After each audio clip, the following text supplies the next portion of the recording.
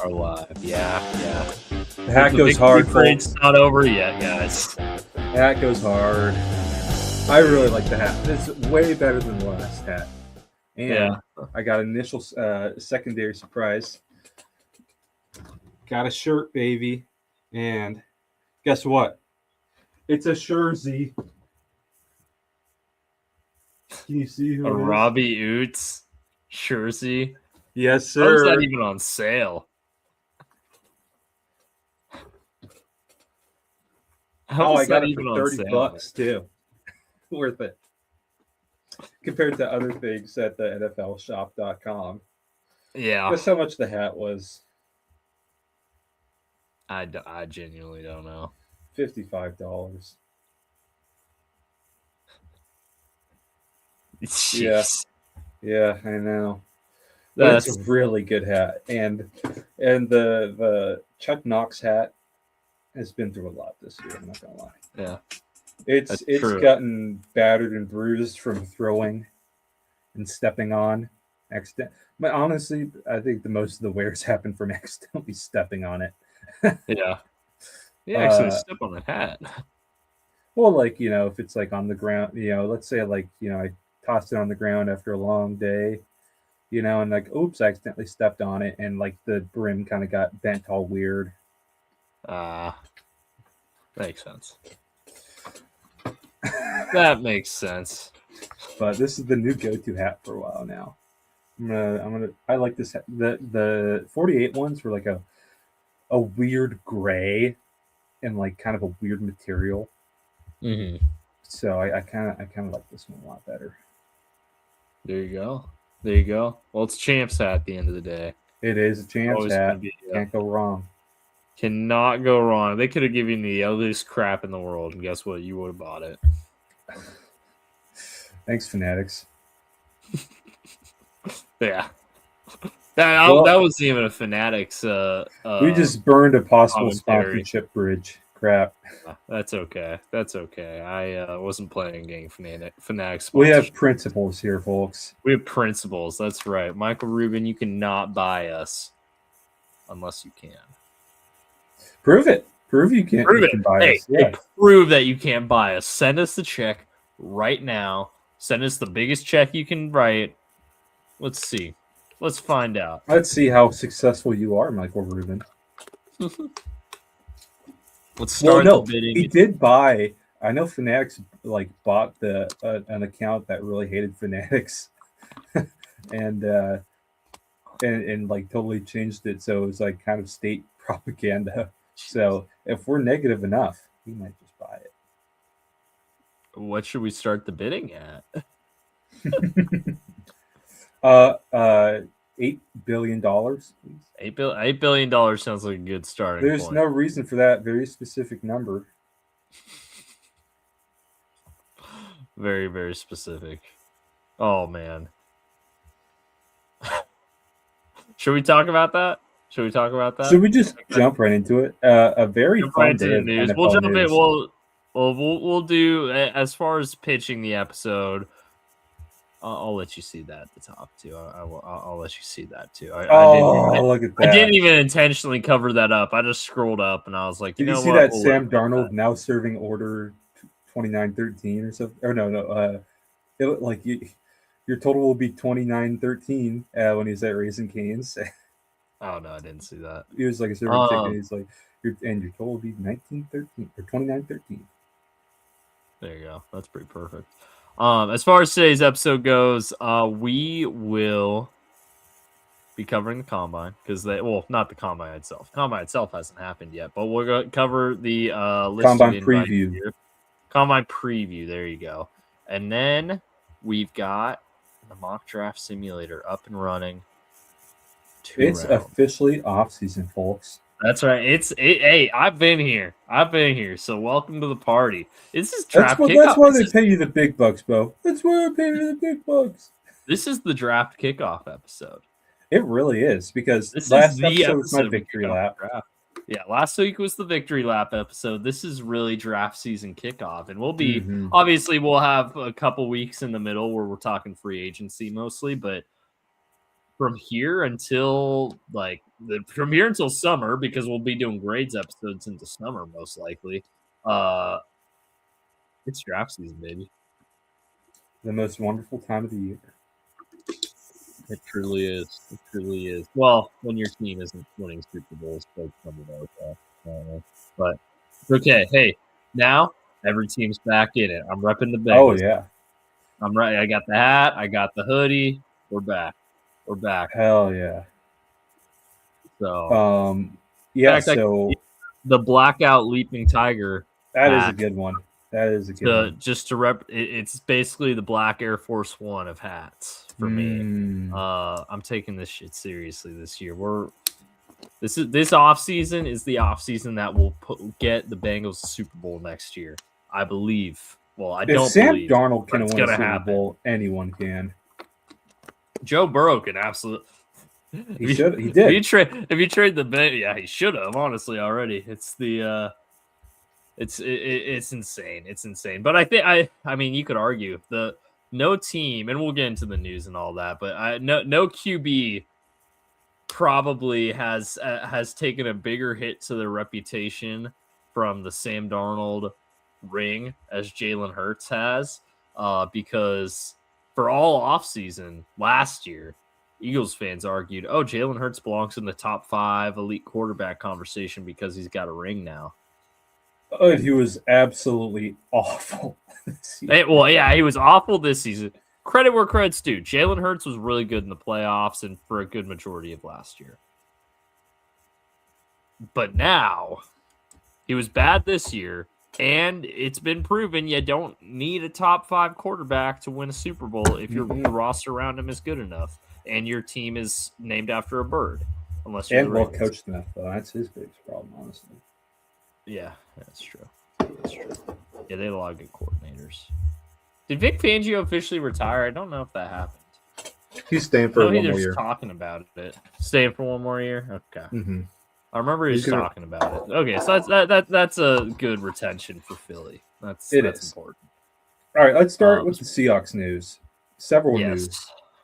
Officially hired Brian Fleury. You know who's calling plays for the Seahawks? On both sides? The McFlurry. Yeah, McDonald McFlurry. Yep, McFlurry, baby. You did. I think you retweeted that, so I did see that. I did, but I stole it. I won't lie. I wasn't the first one to think of it. I'll admit it, but it was pretty good. He had his presser today. It was actually pretty interesting. He definitely has more personality than Kubiak. Still, he's kind of a soft-spoken guy. George Kittle said he's a silent assassin, and I think that sounds about right. He had a lot of really interesting things to say at his presser. He's going to try calling plays from both the box and the field during preseason, see which one works better for him, but he prefers the field. Wants to keep a lot of continuity, but, adding and expanding on some things. Cares about violence and speed and that kind of stuff. He said all the right things, and it looked like he already had really good chemistry with McDonald. So that's exciting. Such a diverse background. Seems, I think it's smart not falling into the same trap that the Eagles and Lions did with hiring Patullo and I always forget his name for the Lions. Oh yeah, I don't even remember off the top of my head. Mollard or something. About, yeah. Something like started with the M. Morton. There we go. Yeah, it's Morton. I wanted to hire internally. I think it would have gone a lot better than with those ones. But we all say that like it'll work out for us, just like in Arrested Development. I think it would have. I think one thing that after thinking about it a lot and kind of stood out to me at the Seahawks is I don't think they were a particularly like super diverse, creative offense, but what they ran really, really well. And that's totally fine. I think coming more, because like I said last episode, right? There's like a big spectrum of, I say like outside zone blocking, bootleg truthers. From the Mike Shanahan tree, and you got Gary Kubiak and Clint Kubiak on the far, true believers run that stuff. Shanahan kind of in the middle, Kyle Shanahan, and McVay on the far end of adding a lot more stuff, especially with Stafford, and he's kind of changed up the run game a little bit more. So I think we will see a little bit more creativity in the run game, but so I think maybe that's why McDonald didn't just elevate someone from internal staff. I think what Kubiak did the best was he really did set up play action shots very, very well.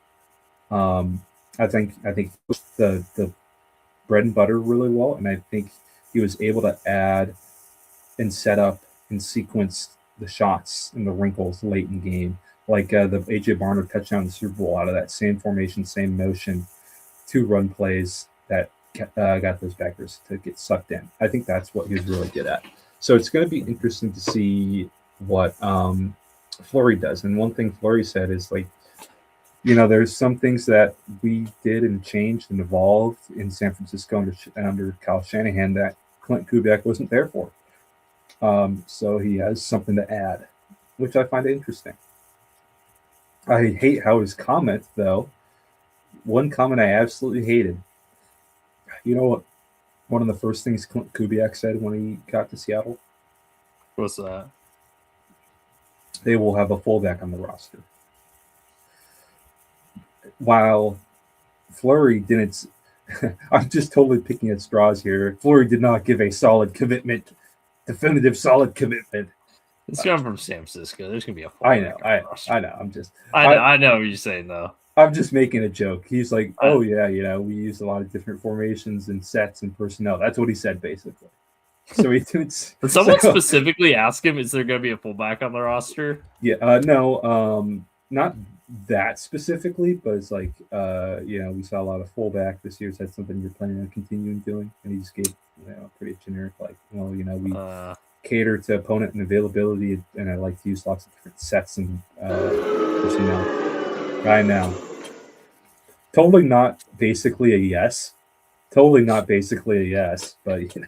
Just say yes, you don't coward. Do that to my boy Robbie Oots. Hey, tell Robbie Oots you're going to give him carries in the playoffs next year. He was hurt in the playoffs. Doesn't matter. If he was a real fullback, he'd play hurt. I know, right? A fullback on the IR, man. That's pathetic. I'm sorry. It is pretty pathetic. But Robbie Oots isn't going to be doing Kyle Juszczyk things, with some of the funky stuff they have him do, because he's not Kyle Juszczyk, right? And that's totally fine. Kyle Juszczyk is the most athletic fullback ever, probably. Have you ever seen his short shuttle time? It's insane. Same with George Kittle. But that was my only thing I didn't like about his presser. But he's kind of a weird looking dude, man. He is. He doesn't look like an offense coordinator. Usually these offense coordinators, you see him, expect him to kind of be like younger, suave looking. Dude looks like he came off the streets. He looks like a defensive coach, man. He does look like a defensive coach. He you know what he looks like? He looks like a safeties coach. Oh, I know which one you're talking about. Yep. He looks like Chuck Burrell. What happened the last time we hired a bald, bearded OC?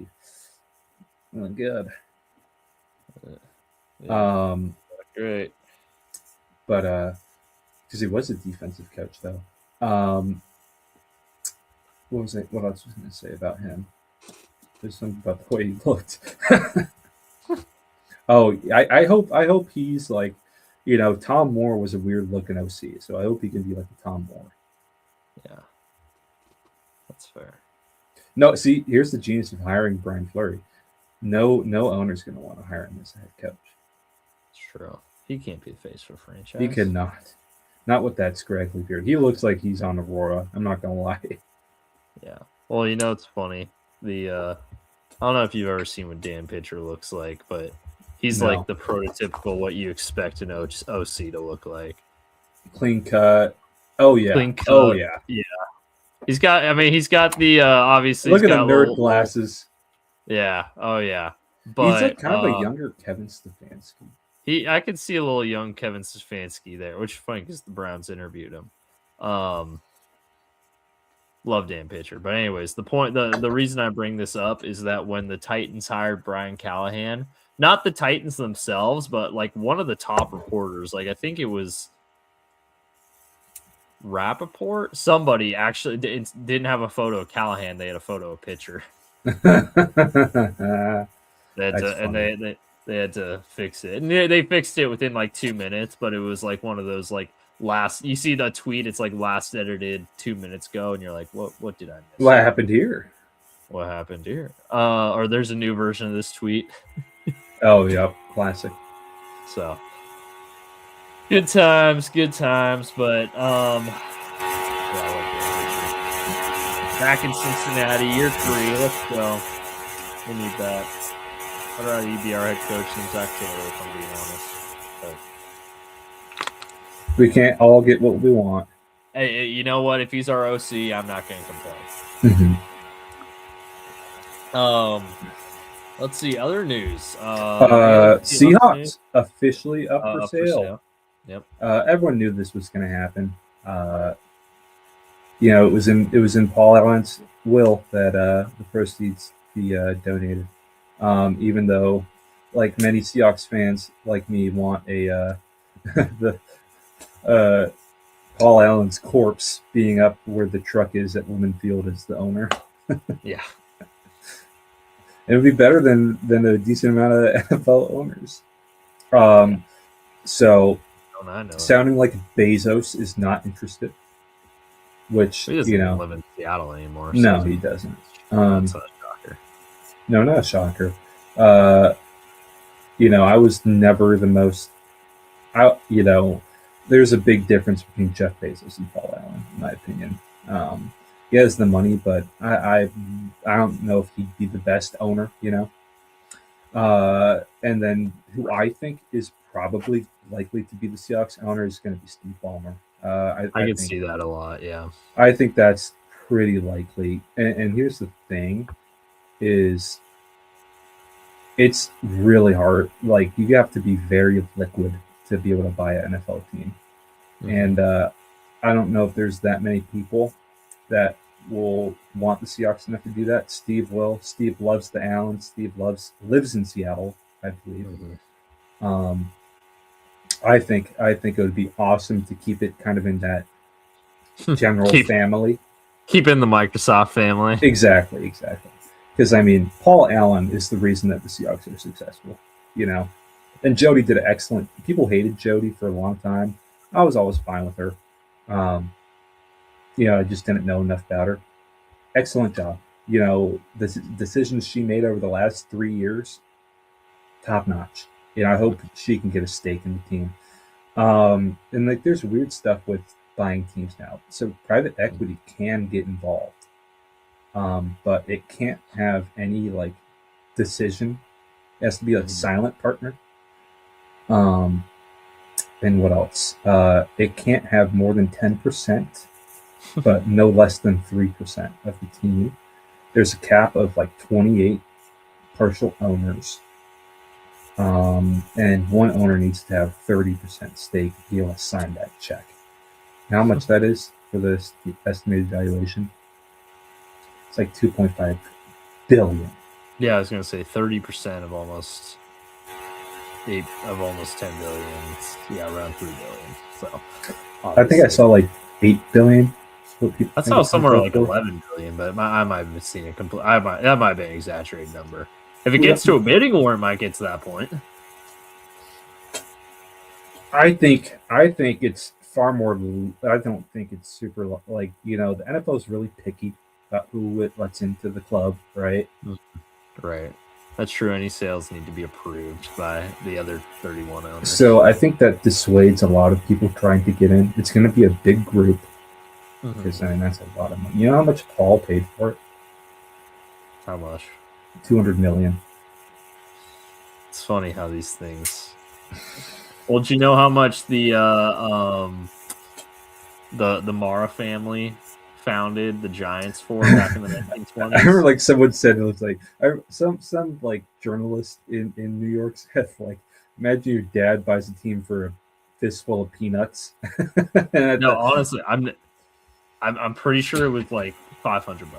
Oh my god. What a joke, man.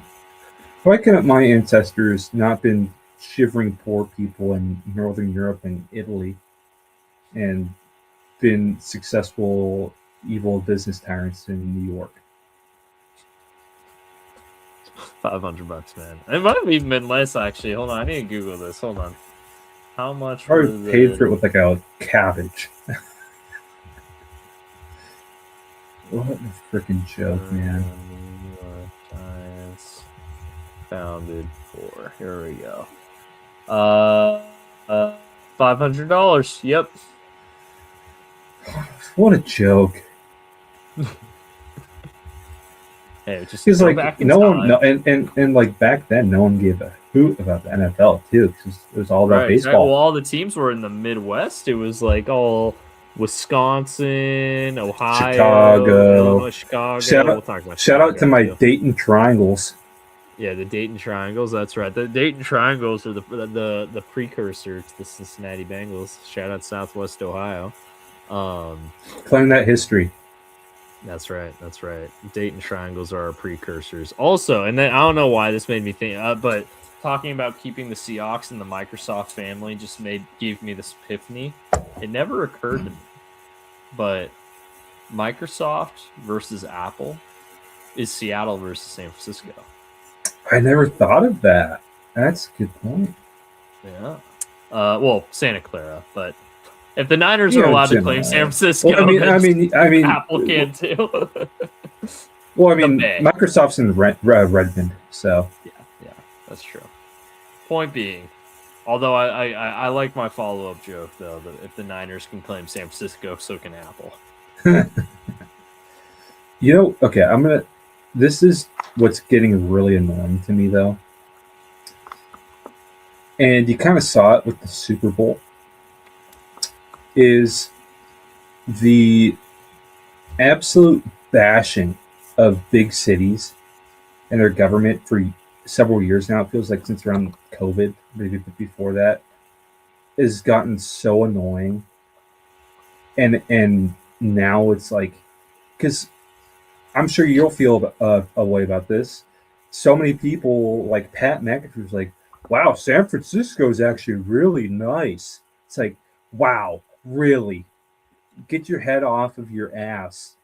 Turn off social media for 1 second, and you'll see that big cities aren't absolute dystopias.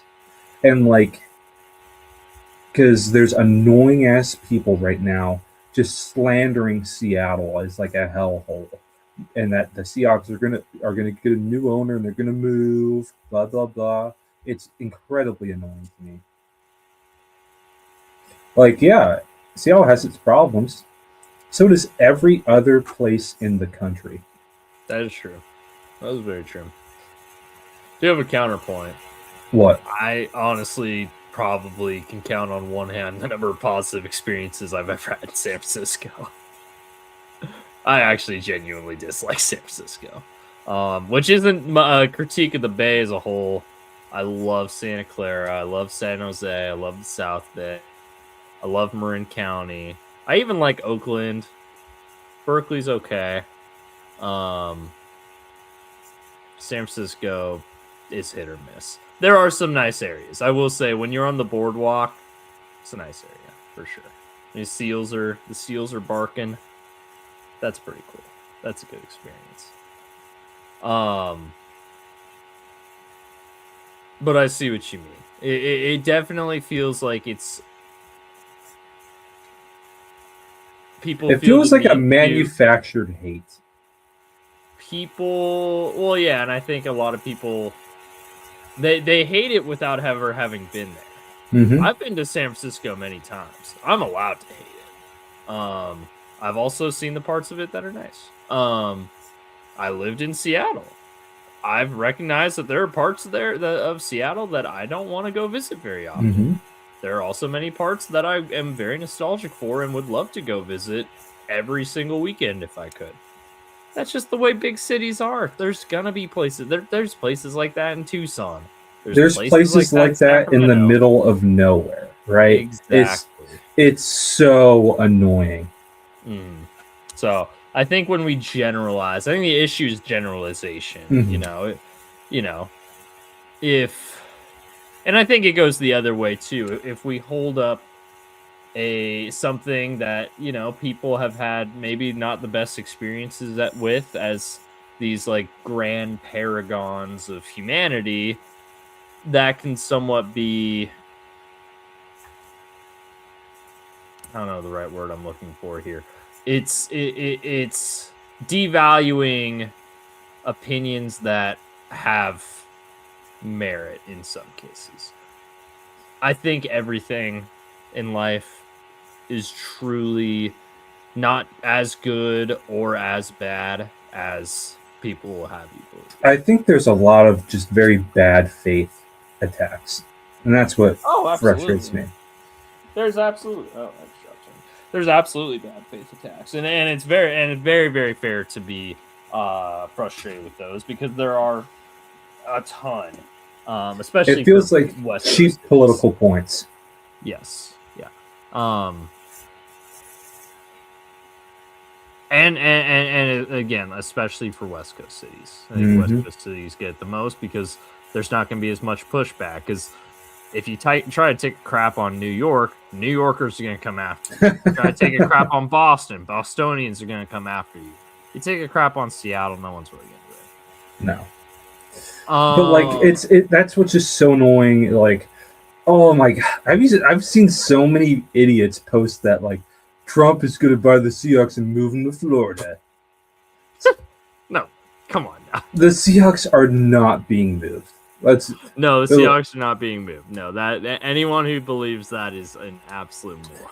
Are people who are like in like there's like a big tax bill going through the legislature right now, so like there's people who are very angry and like the Seahawks are going to leave because of this. It's like hasn't even been voted on yet, folks. And they wouldn't. No, what city is there to relocate to in the NFL that doesn't have a team right now? The only city is international, and the taxes are worse there. St. Louis. I rest my case. That is one of the like hardest declining cities in the entire U.S. Yeah. You want to talk about a city that has some problems? It's St. Louis is not doing good. And that doesn't have a stadium and didn't want to build one. It's like, yeah. One, the Seahawks stadium's great, fan base is great, the market is great. The NFL likes Seattle. They kind of got a bubble up there. Like they can own 3 states up there. Like there's enough geographic separation, but also like enough brand that they can own that separation. You have more than 3 states, buddy. You have more than 3 states. You got Oregon, Washington,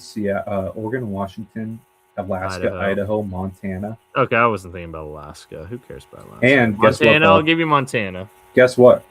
As well, British Columbia, Alberta. Yeah, but big Seahawks fans. They're big Seahawks fans. Yeah, but they're not people.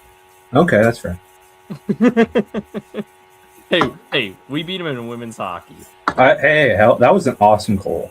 It was. It really was. I saw that during my planning period today. I was like, dang, okay. Let's go. USA. You know what one of my favorite Winter Olympic events is? This one slept on big time. I love speed skating. Yeah. Speed skating's pretty lit.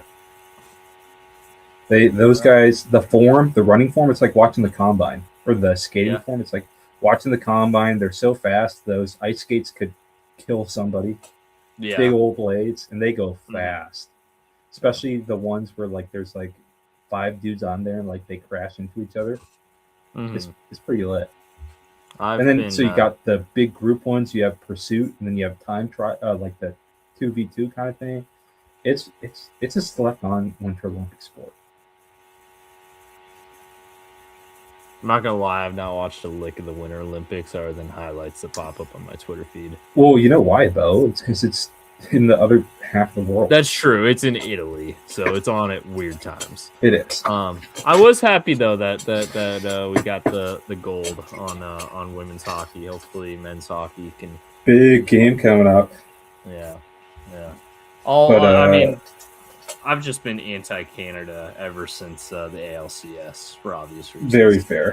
Very fair. How annoying they get in our.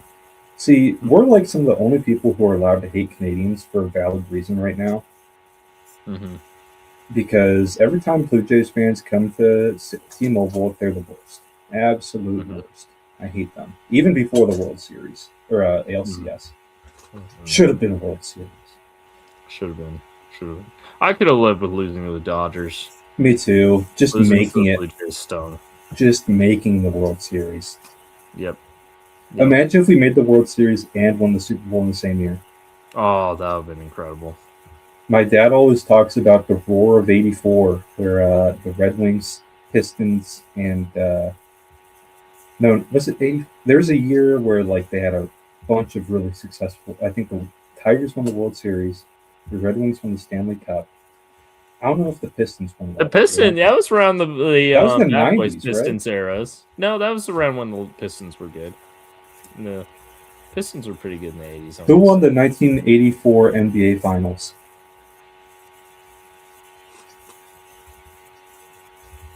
Okay, Siri, you're supposed to be fast. It says Lakers. Celtics. But I wonder maybe the next year or the year before. But he always talked about '84 being a really good year for Detroit sports. Except for the Lions. Although maybe there's I was going to say, even...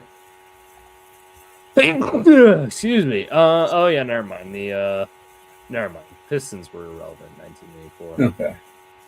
It must have just been Red Wings and Tigers. But speaking of Barry Sanders, you see that Drewski said that he reached out to JSN to apologize, and JSN hasn't replied. JSN didn't respond. Yeah, fair enough. Good. Oh, the Lions did win their division in 1983. The NFC. Oh, okay. Oh, there you go. Maybe it was the Pistons that got left out. Yeah. Not the Lions. So I think the Bad Boys, that was like just before the Bad Boys. I know the Bad Boys. That's one of my favorite 30 for 30s. That was like late 80s, early 90s. Yeah, right before Jordan. Right before. But yeah. Like I know the broad strokes of NBA history, but not too much. Yeah. I didn't know that there was so much weird relocation of NBA teams until not too long ago, though. Oh yeah, until like the past like 30 years, teams were just moving around willy nilly. Hilarious. What else? Okay, the big other relocation news. Sound like the Bears are gonna move to Hammond, Indiana. Yeah. Which and I know I sent you this, so I'll just go on the record with this. Hammond, Indiana is very much. I googled this because I'd never heard of it before. It is very much still in the Chicago metro area.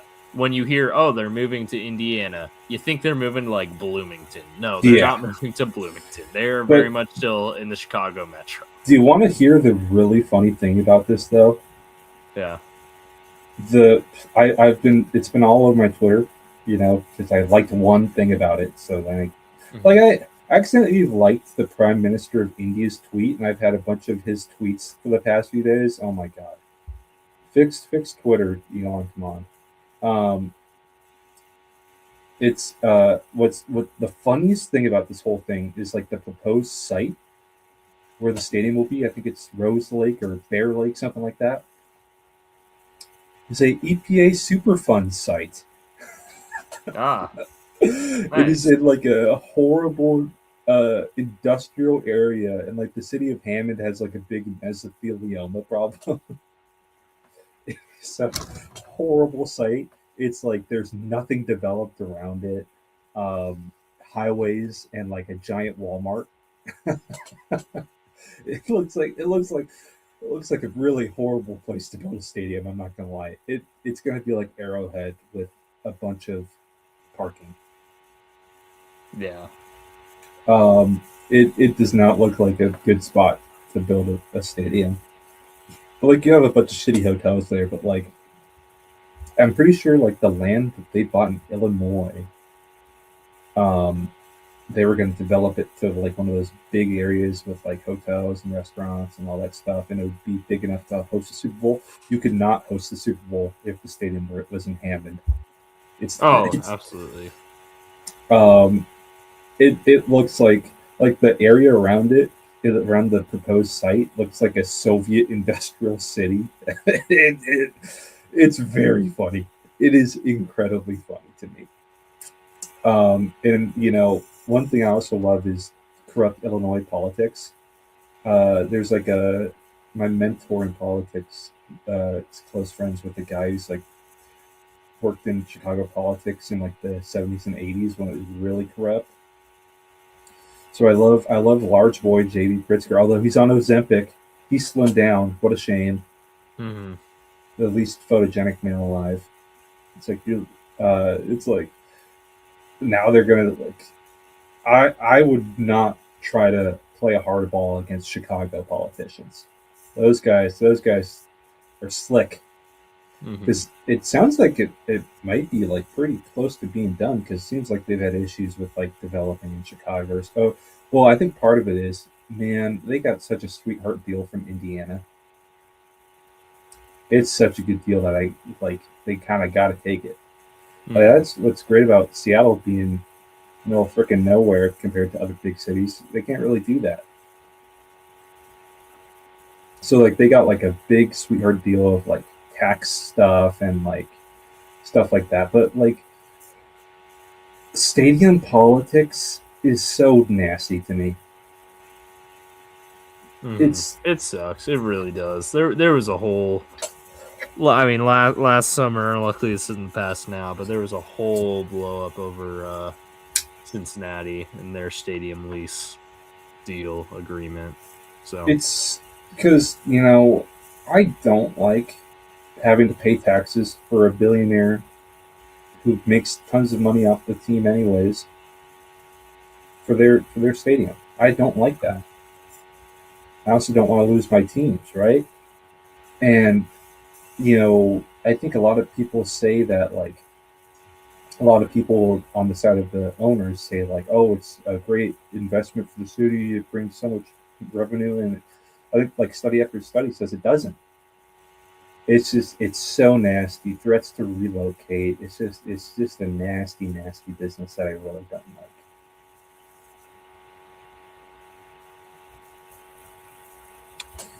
I know doesn't the Bengals have like a really weird provisions in their lease of like upgrades that don't exist yet, but if any other team gets it, we have to get it too. They tried to throw those in, yeah. Well, and now a lot of those were like the city and the county agreed on them, so they're getting them now. So they're going to see some pretty nice renovations over the next 10 years or so, which yeah. I'm not going to complain about. I mean, I'm not going to be going to those games very often. You don't have to pay taxes. I don't got to pay taxes on them. I just get to look at them and say, hey, those look pretty on TV. Hope it attracts more free agents. I don't know. Like, kind of sucks for people in like that area in Indiana have to pay a lot of taxes now. Like they have like there's like going to be a hotel tax. There's going to be a new toll road, and there's going to be like what's it some annoying tax. It might have been like food and drinks or something. I don't know. It's like, man, I hate that. One thing I really don't like in the past 50 years in America, it feels like there's a lot of things that are just a race to the bottom.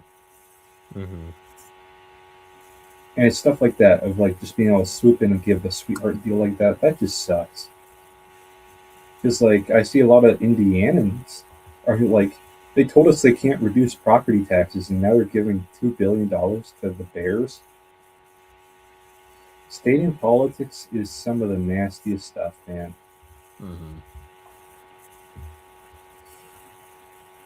But man, if they go to Hammond, a beautiful skyline of industrial complexes. It's very funny. Yeah. And what a douche Kevin Warren, man. He's the Courtney Morgan of the NFL. Yeah. Did you ever read that big there's a bunch of puff pieces, and then there's that big expose at the start of this year. Man, he's a douche. No, I didn't read it actually. Kevin Warren. It was like It was before this season, but like basically he's an asshole, and the Bears will run poorly. Shocker. And he's kind of botched the whole stadium stuff too, because they bought land in Chicago area. Right, they did. Didn't they buy in Arlington? Arlington Heights, yeah, something like that. Or Arlington Park, one of those two. Yeah, what a mess. Because they do need something better than Soldier Field, you know? Mm-hmm. Yeah, I mean, it's literally 100 years old. Like, I get it. But... yeah, it sucks that, like, we can't hold the feet to the fire of the owners of saying, no, we're not going to pay a ton of money that benefits mostly you, when they can just take a sweetheart deal from somewhere else. That's what gets so nasty. Right. But pivot away, staying in politics, horrible. Seahawks coaching staff news, by the way. Couple of news since we last talked. Zach Orr, linebackers coach, good ad. Mm-hmm. Mike tight with Mike McDonald. He was going to be the DC here before he got the job at Baltimore. And that whole staff got DC jobs. Yeah. Well, now Weaver's back. Yeah. Baltimore's DC. But I mean, I think Minter's going to call plays. Kind of set up. Thomas Hammock, the NIU head coach. Dude, just brutal. The guy who was talking about like struggles with NIL. He's going to be paid as he's the highest paid running back coach in the league. It's like, ooh. Mm-hmm. But hey, we got the guy who beat Notre Dame. That's true. I have such a love-hate relationship with Notre Dame, man. Like, I have a lot of respect for how they run football, but there's a bunch of idiotic Midwestern family members who aren't from Indiana, didn't go to Notre Dame, who love Notre Dame. Mm-hmm. Freaking Italians, man. They're Chicago's team? They're not from Chicago. They're from Michigan. Oh, that's inexcusable. Well, it's because they're Catholic. That's why they like Notre Dame. Oh. Well, okay, then it is excusable. It's annoying. That's what it is. That's fair. They have zero attachment to the school. That's valid. Yeah, you can be annoyed by that then. They didn't go there. They're not from there. Why not be they're not fans of Villanova hoops. You know, It's like speaking of Villanova and Notre Dame though, Pope Leo having Villanova and Notre Dame play a game in Rome. That's pretty great. He better be there, man. Oh, he's got to make it. He's got. Oh, yeah, he's gonna have a booth surrounded with bulletproof glass. Well, no, I mean he doesn't have the bulletproof Pope Mobile. Oh, he doesn't? No, Pope Francis got rid of the bulletproof, and honestly, I kind of see why, because those guys are like, you know, if you become the Pope, you gotta be pretty dedicated. And you know one of the easiest ways to become a saint? Oh, there he goes. I'll save this for when he gets back. But I want to see Pope Leo wearing like a Villanova colored robe. Just wear a Villanova colored robe for the game. But you know the easiest way to become a saint? What's that? Being martyred. So they don't got fear of that. Yeah. So and you got the Swiss Guard, man. They got axes and frilly coats, so you're chilling.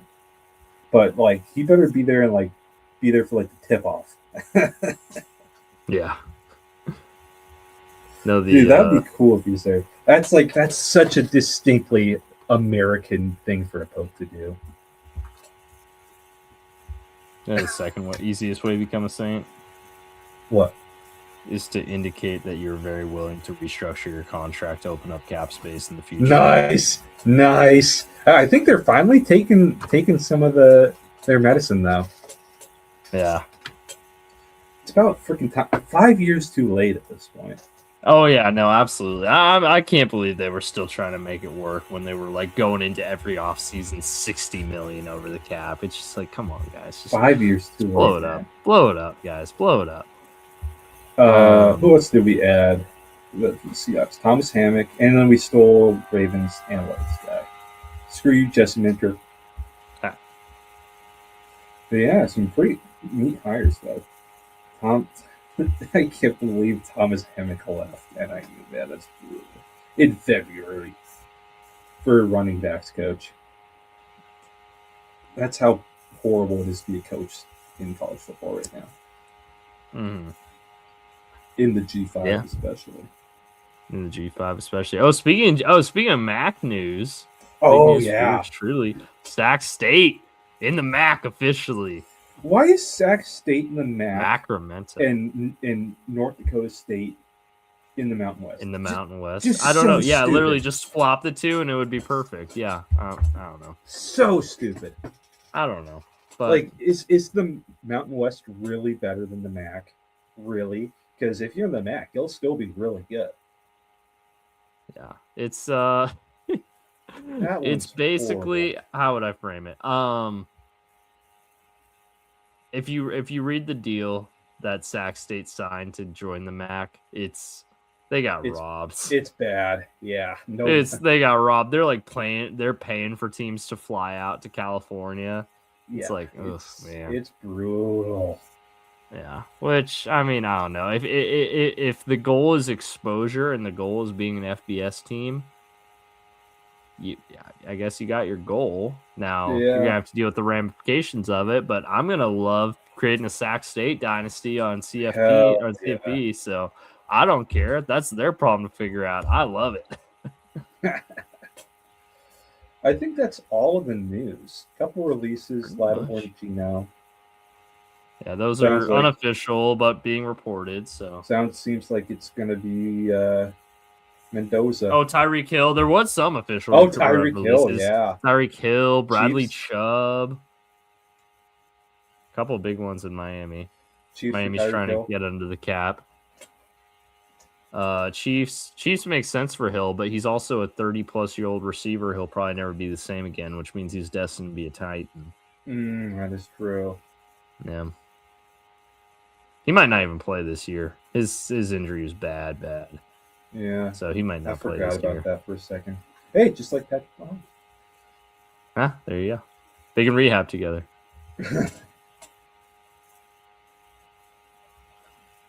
I can't think of any other big news. That's pretty much it. Is it Combine preview time? No news yet. I don't know if the Seahawks are going to get to the White House. Yeah, it's true. I heard there hasn't been an invite. There also hasn't been a decision. So I think they're probably just not going to go.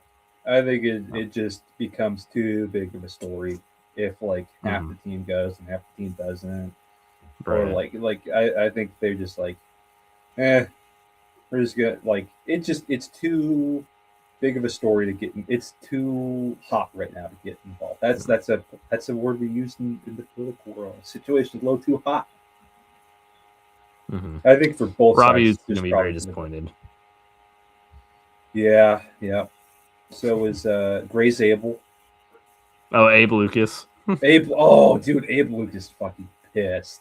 Abe Lucas is going into Mike McDonald's office. If that invite shows up. Mike McDonald's probably pissed. Oh, true. I didn't think about that. Yeah, it's probably not his decision to make.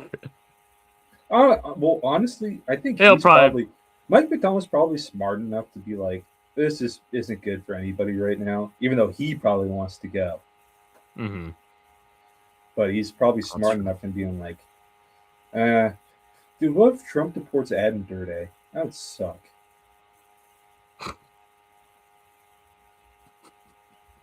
Got Zach Orr, you're fine. No.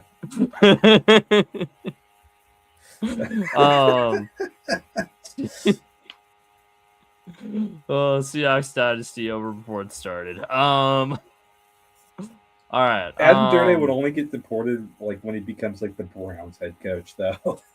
Oh yeah. Well, at that point we can root for it because at that point everything associated with the Browns organization is a dumpster fire ever since Sean Cosby. Oh, did you see Josh Pate is interviewing Trump? I did not see that, no. On his podcast, yeah. So people are showing old posts of him saying, I don't get political on my podcast. And I don't like Josh Pate, so whatever way you feel about Trump being on the podcast or not, that's fine. But it's funny seeing him get fought because I don't like him. This is completely unrelated, but this popped up on my feed tonight. Theo Vaughn had Kevin James on his podcast, and he and I don't know this was a clip. I don't know the context, but he was just talking about how great Filipinas are. Oh, great! Just one of the greatest Theo intellectuals of our time. Yeah, Theo Vaughn, exactly. But Theo Vaughn, but Kevin James was like, yeah, sure. Like, didn't seem interested in the conversation at all. And Theo Vaughn was like, yeah, man, name your top 10 Filipina baddies. And Kevin James was like, I cannot name one.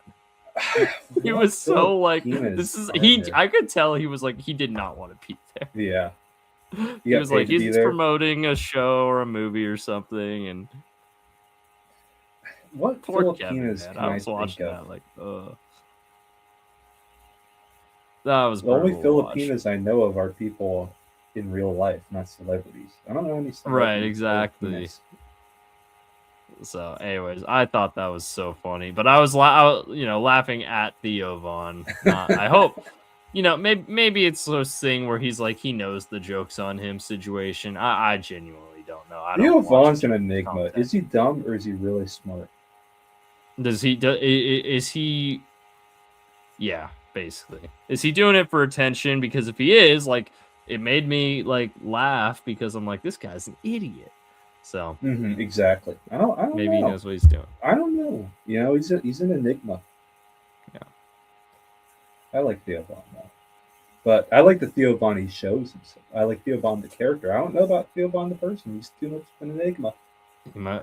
He might be playing us all for fools. Honestly, he like genuine because like I think it's like someone like showed like his family's like pretty wealthy and like went to like a kid's school. So like I don't know. Yeah, he's kind of caught that trailer trash like like vibe to him. But like if I were to, if his family's like wealthy or he comes from money, it all of a sudden feels way more disingenuous. I know. I'm very curious. I don't know. Oh, I love that tweet that you sent me of the Niners substation. Oh yeah, the stadio. I knew you'd like that one. Yeah, that they can't awesome. escape it. They can't escape it, man. Not even in Mexico. Remember the last time? Man, Estadio's Tech has been such a mess for the NFL because there's that monster. This one's video. This is the Estadio Azteca. Never mind. There's and then like lasers being pointed at Brock Osweiler's face. Estadio Tech is wild. I forgot about that. I forgot all about that. The ref be like, please refrain from shooting the lasers on the field. Mexican sports fans are wild, man. Oh yeah, they're crazy. Love them. But man, I love the altitude there, man. 70-yard field goal. Let's see it. Oh, dude, put Cam Little in that game. Oh, watch him break the record, dude. Man, what about? Can we get a game in the Himalayas? Oh, a game on top of Mount Everest, or just a game at some like Buddhist temple. Leadville, Colorado is like one of the highest elevation non-mountains. Let's have a game there. Dude, a game in Tibet. Let's do it. Just surrounded by the mountains. Only Buddhist monks are there as fans. It has to be an orange game. It has to be like Bengals versus Broncos. I think you need orange and red. The monks can just show up in the regular robes. Orange and red. Oh yeah, orange and red. Okay. Give me Bengals, Cardinals. Cardinals, Bengals, Chiefs. Bengals, Chiefs in Tibet. That'd be pretty dreams fun. To some Burrow Mahomes. Evan McPherson 80-yard field goal. Oh hell yeah, I'm there for that. All right, is it time for the combine preview? Let's do it. All right, let's do. We'll go folks. Position by position. Just do the standouts here. So obviously we're all there. Diego Pavia. Oh, can't wait for his measurement. Yeah. I think it's pretty telling that Lance Zierlein's only put grades on 5 quarterbacks. There's only the only quarterback I'm interested about testing is Taylor Green. Yeah, I could see that. I could definitely see that. I mean, he needs it too because he sucked at the Senior Bowl. He needs every little thing he can get. Like he's probably going to be one of the few quarterbacks who runs. Mm-hmm. I want to see Garrett Nussmeier's measurements. Mm-hmm. I still believe Cole Payton's got some fans. I've heard Cole Payton's got some fans. Yeah. Like he could be a sneaky day 2 guy. I'm still, you know who's that's going to be big? Haynes King's Medicals. That's going to be a big one. Mm-hmm. Sorry, Robertson, I believe. I still believe in you. Mm-hmm. I honestly forgot he's even in this QB class. I'm not going to lie. I'm not going to lie, Bo.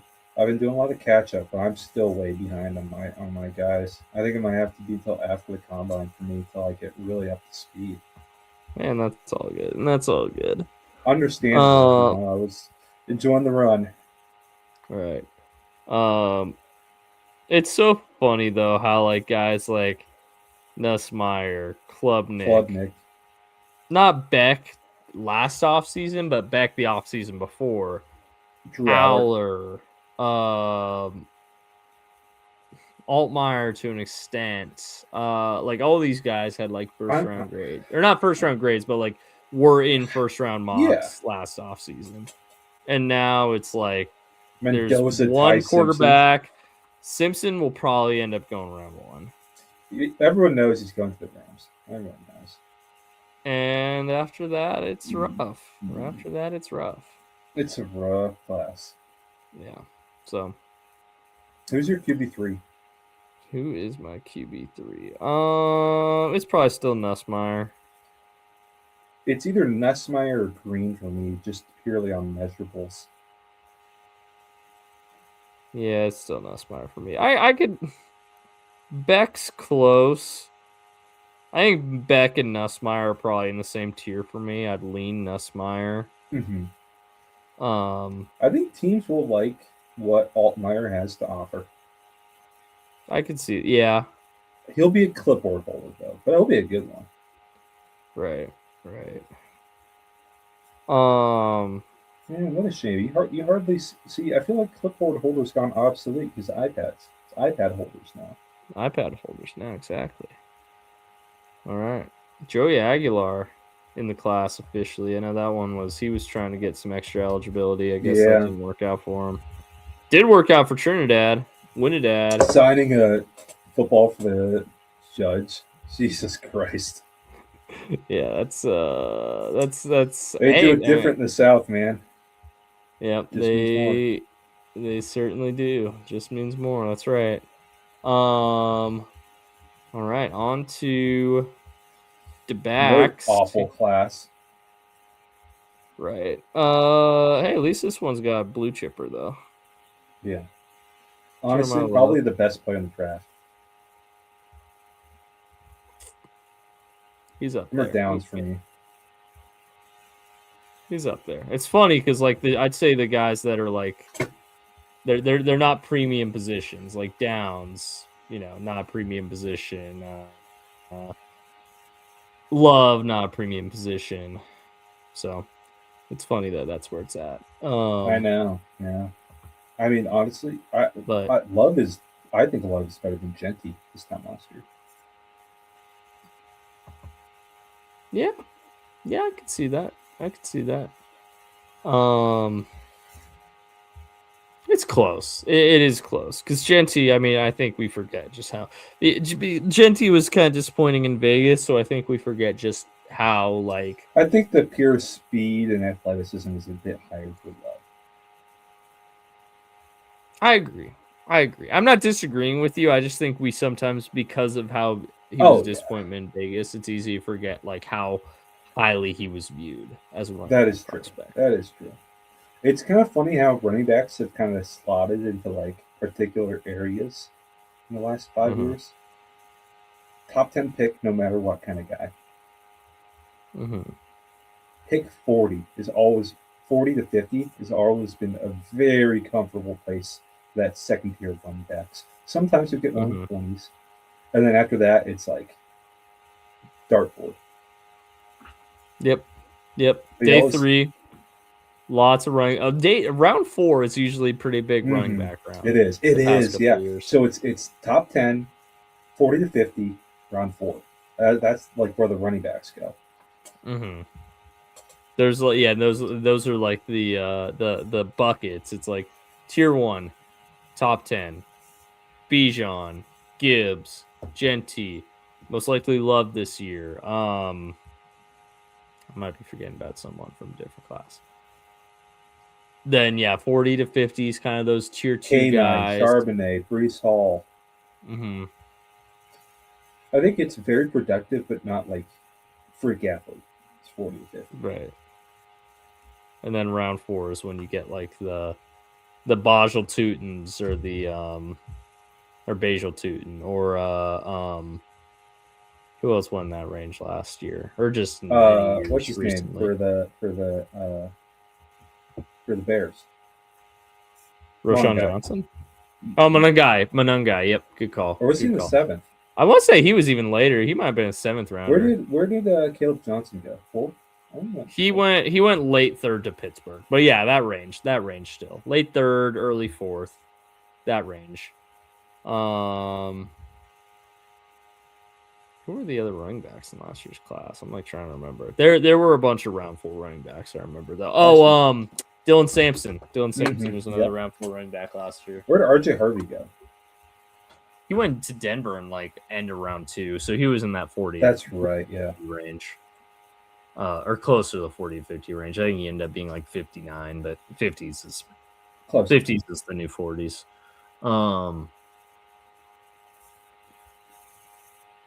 So, anyways, point being, looking at the buckets here, Love's gonna be very much that top 10, maybe just outside the top 10 guy.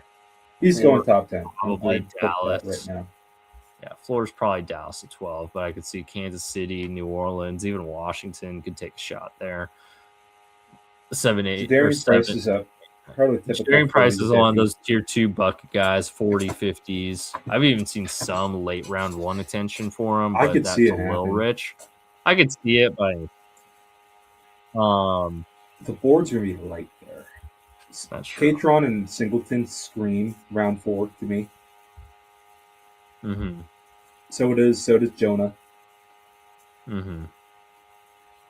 I've been hearing good things about Emmett Johnson. Yeah, I liked Emmett Johnson. The film I saw from him out of Nebraska, he had some nice games last year. He's got some good explosiveness. He's a little undersized, but you could probably get him as a nice scat back option for you. So, I'd kill for either Singleton or Allen round 4. I think that would be a good value pick.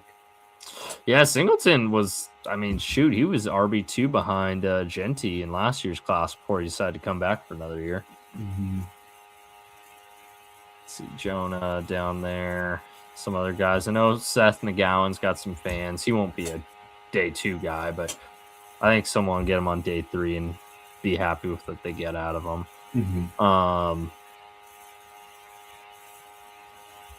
Yeah. Roman Hemby, hell yeah. All right. On to the receivers, which not as good of a receivers class as we're used to, but I don't think overall I think there's solid depth. I think it's more of a role player class. It is. I think there's solid depth, but that top end receiver isn't there this year. I don't know. I really like Tate. Personally, he's gonna be my wide receiver 1. I think I'm pretty confident. I'm a big Mekhi Lemon fan. I like Mekhi Lemon a lot. I just think Tate's a little bit more well-rounded, I guess. That's fair. He's got better size. Yeah, I think Mekhi Lemon's better after the catch, though. Mekhi Lemon does some great stuff after the catch. So Mekhi Lemon in the right system is, especially if he doesn't have to be receiver 1. I think it's gonna be really good. If Tyson was healthy, he would be number 1. But if Mekhi Lemon goes to the Niners, that would be. Oh, he won't be there. Mekhi Lemon's probably gonna go top like 14. 15. Yeah. 15, 14. So he won't be going to the Niners. But like that would be a perfect system fit. Yeah. Like Are you kidding me? Yeah. If that's your Jawan Jennings replacement, like honestly, that's an upgrade. He's your Brandon Ayuk replacement. Yeah, he's the Brandon Ayuk replacement. Yeah, he's a different player than Jennings. Boston's like the number one true X. Right. Concepcion, I really like, is just a gadget guy. Like he's like Xavier Worthy light. And you know who's also that? Zachariah Branch. That's true. And Zachariah. There's a lot of small, speedy guys. The guy from Mississippi State. Oh, Brent Thompson. Yep. He's gonna run fast. Yeah. No, there's a lot of guys like that in this class. It's a great role player class. If you need like a specific type of receiver, like if you need that speedy gadget guy, Concepcion. You got Zach Branch. You got Brent Thompson. If you need like a true X, you got Boston. You got Chris Brazzell. You got Malachi Fields. Carnell Tate's probably the best all-around receiver, but he's going to go top 10. So. Yak specialist, Mekhi Lemon. One-on-one specialist, Jordan Tyson. Yep. So there's a lot of role players. There's not Jamar Chase in this class. There rarely is, to be fair. There's not even a. I think there's a stretch to even say there's a Brian Thomas in this class. Yeah, probably. Yeah, there's no Rome or Marvin Harrison or Malik Neighbors. No. But I think Tate gets close to that conversation. He gets close. He'd be close. I think I would put him on about the same level as Thomas. Like if I'm comparing Carnell Tate to the receivers in that 24 class, he's not the big three, but he's probably around Thomas. That's fair. That's fair. I'd put him like a smidgen lower. I'd rate Thomas above him, but in that same area, yes. Yeah. So, but again, that's the closest I get for me personally. And I know you like Lemon better than Tate, so I would also say Thomas is better than Lemon too. Yeah. I like what Lemon can do. If that makes any sense. Yeah, that's valid. I love him after the catch. If I'm looking for a guy who can walk in and be my number one receiver from day one, I think Tate just offers a little bit more. I totally agree with that. I think he's a safer bet, I think, is what I'm trying to say. I think if they both hit their ceilings, I honestly think Lemon's ceiling's probably higher. I don't trust Mekhi Lemon as a number one receiver this next year. No. I think he might take a similar path that JSN had to take. Yeah. And I honestly think, Tyson, I think if he can stay healthy, I think he can be that guy, but he could also end up being, I don't know. I'm trying to think of a receiver in recent years. That Western Michigan guy. What's up? That Western Michigan guy. Oh, Corey Davis. Corey Davis. Yeah, good call. I like that. That's a good call. He could be really good, or he could be Corey Davis. Yeah. Corey Davis. Who else? Zach Branch, I think, is going to be a very fun role player guy. He'll probably go round 2. Yeah. He'll be a kick returner from day one. I know we were talking the other day. He could be a good Rashid Shaheed replacement for Seattle, honestly. People were saying that what's his name? I keep blanking on his name from Mississippi State's going to run the fastest. Brian Thompson. Yeah, people think he's going to run the fastest. Yeah, I've seen that too. Jacoby Lane. Let's see. Caden Weegan. Oh, I love Weegan at the. He's fun. Level. He was really fun as a kick returner. He's just a fun player, man. Yeah. Let's see. Other guys here that kind of stand out. I like Stribling. Yeah, I like Stribling too. Kendrick Law, I like as a after the catch guy. Just a true slot guy, but you can also scheme touches to him. I think he can do some things. Trey Lance's brothers in this class, Bryce Lance. Oh, nice. Hell yeah. I remember when he caught a touchdown on Travis Hunter. That was an awesome game, man. That North Dakota State. Oh, was it? Oh man, I forgot about that. That's right. Gray Zabel was in that game. Gray Zabel and Jalen Sundell played that game. Jalen Sundell was in that game? Yeah. Was Jalen Sundell a rookie last year? Yeah.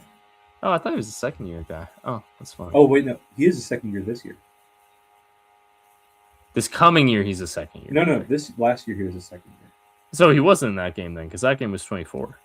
That was in 24? I thought that was in 24. Yeah, that was week 1, 2024. Damn. All right. No Jalen Sundell then. But Gray Zabel. Yeah, there you go. Hell yeah. Other guy, CJ Daniels, the one who had that insane catch against Notre Dame week 1. Oh yeah, that was fun. Omar Cooper Jr. I know is getting so, and deservedly so, but he had a great run. Some people are starting to mock him into the back half of the first round. It's a little rich for me right now, but I think he'll be. I would feel comfortable with him in the third, maybe second. Round was too rich. I don't know how to evaluate the Indiana receivers. It's a hard scheme to eval in. Yeah. Barryon Brown. Burner. Hell yeah. We love some speed. I hope he runs. He's going to run fast. He's a track guy. He was a track guy before he was a football guy. You better be fast. You better run. Let's see. Other guys here. Ted Hurst, I know, has got some fans on day 2. Elijah Surratt, another Indiana guy. Jeremy Schrader. And Jeremy Schrader. Yeah. That's pretty much it. Tight ends. Kind of a weird tight end class. I'm not gonna lie. Let's talk about it. I don't know. It's kind of weird. I don't know. I don't know if I'd call it good or bad. There's players I like in there. Like Sadiq is going to be a first rounder comfortably. Stowers is really good. I like Stowers. I like Michael Trigg a lot. I know, obviously, Lance Zierlein's got him as 2. I loved his tape. Whenever I watched any Baylor game, Michael Trigg was popping. Honestly, he looks really strong. I got to see Kenyon Sadiq up close and in person. Wow, is he an athletic freak? But I think there's a conversation to be had about, what is he going to be like in the NFL? Mm-hmm. Does he, are those muscles for show, or is there functional strength? I think there was some solid blocking clips. I saw some solid blocking clips out of him. Yeah, I don't know because man, that athleticism is tantalizing, right? That is tantalizing. But I have bad memories of Hunter Bryant, I guess. Yeah, I don't think you're not gonna get a Tyler Warren or Colston Loveland out of this class. Is he a true wide? I think he can be. I've seen enough solid, strong block, even I'd say strong blocking clips out of Sadiq to say yes. I think a lot of teams are going to have questions about that. There's going to be a lot of teams that have questions. Can he be a true wide? Yeah, that's fair. Justin Jolly. This is a guy that I think if he tests at the combine, he's going to turn some heads. He's got it, man. I like Justin Jolly. Yeah, that's a great tight end name. It really is. That's a name we're going to be talking about during probably when we're doing our draft stream and it's like round 4. That's going to be a name that gets picked in round 4, and I'm like, hell yeah, let's go. That's going to be a dude. Josh I don't think he's going to go very high, but I think he's got something. Yeah, there you go. Another former UW guy. Man, I can't. We pull you from Cal Poly and you leave us for Alabama. You owe us. Who found him? Yeah. Your boy Nick Sheridan. Nick Sheridan. There you go. Well, that's why he left then. I'm curious about how he weighs in at. He's a little slight. Mm-hmm. Oscar Delp, a guy that was right there with Colston Loveland as far as tight end 1 in last year's class went before he decided to come back, and then obviously Tyler Warren had the year he had. Had a solid year, not spectacular, but solid. Be interesting to see if he tests, because he's had some injuries and stuff. He might just be going to the combine to clear that up. Where did RJ Maryland go? He went to SMU, not Maryland. I know, it's a disappointment. I remember recruiting him. Actually, I remember recruiting RJ. Nice. So let's see if my boy got invited to the combine. DJ Rogers? Oh yeah, he's there. He's there. Let's go. Wait, John Michael from John Wyoming? Michael Gillenberg? Where is that? Is a tight end name right there. That is a great. And he went to Wyoming too. That's a tight end college. He's gonna be good. He's gonna be good. Booking it right now. Will Kashmarek, another great tight end. Oh yeah. Jaron Kanak. Hell yeah. A lot of good tight end names in this class.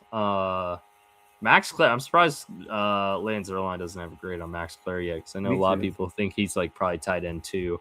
Riley Nowakowski. Another. See, having a what's that? Trevor Koisel. Like you gotta I will have, say, like, huh? This is gonna let you down. Riley Nowakowski's like 6'2". He's an H-back. Fullback. Or fullback. Yeah. See, you got to have a little Polish last name to be a good tight end, man. That's true. Remember CJ Fedorowicz? That was a name. I do remember CJ Fedorowicz. Remember someone like in like driver's ed, someone was desperate in fantasy football about picking up a tight end. He's like, do I pick up Crockett Gilmore or CJ Fedorowicz? Those are 2 polls right there, my friend. That's right. Remember Crockett Gilmore? I do remember Crockett Gilmore. My goodness, how desperate was this dude? It was really desperate. You know, CJ Fedorowicz had some nice moments. He had some nice moments. What about Patrick O'Shaughnessy from the Jags? Oh, now you're getting into the Irish guys. That was he was like 280 pounds. Remember him? Yeah, I do remember him. Yes, that was a big dude. Yeah. Speaking of big dudes, yeah, on the O line. Oh God, Caden Proctor's combine is gonna be awesome, dude. His mirror drill is gonna be so bad. Yeah. Like I think his straight line speed is really good. I think his lateral agility is really bad. Yeah, we'll see. He might skip those drills. He's probably in his best interest too, because I think right now, I can't believe I'm saying this, but as it stands right now, from what I'm hearing, Caden Proctor's like locked in to be a top 20 pick. It's happened the last 3 years. It feels like it. Giant O lineman we hated, and the team takes him high. Yep. Mount Goa, number 1 right now, and for good reason. I can't believe Proctor's graded above Fano here. What are you doing, Lance? Ione. Honestly, I think all 4 of these guys, from what I'm hearing, are most likely going to be top 20 guys, which is kind of crazy. But I think Vegas. I think at least 3 of them would deserve it. Vegas going to move so up. He can move, man. Yep. Let's see. I'm a big Pregnon fan. I think he's going to test really good.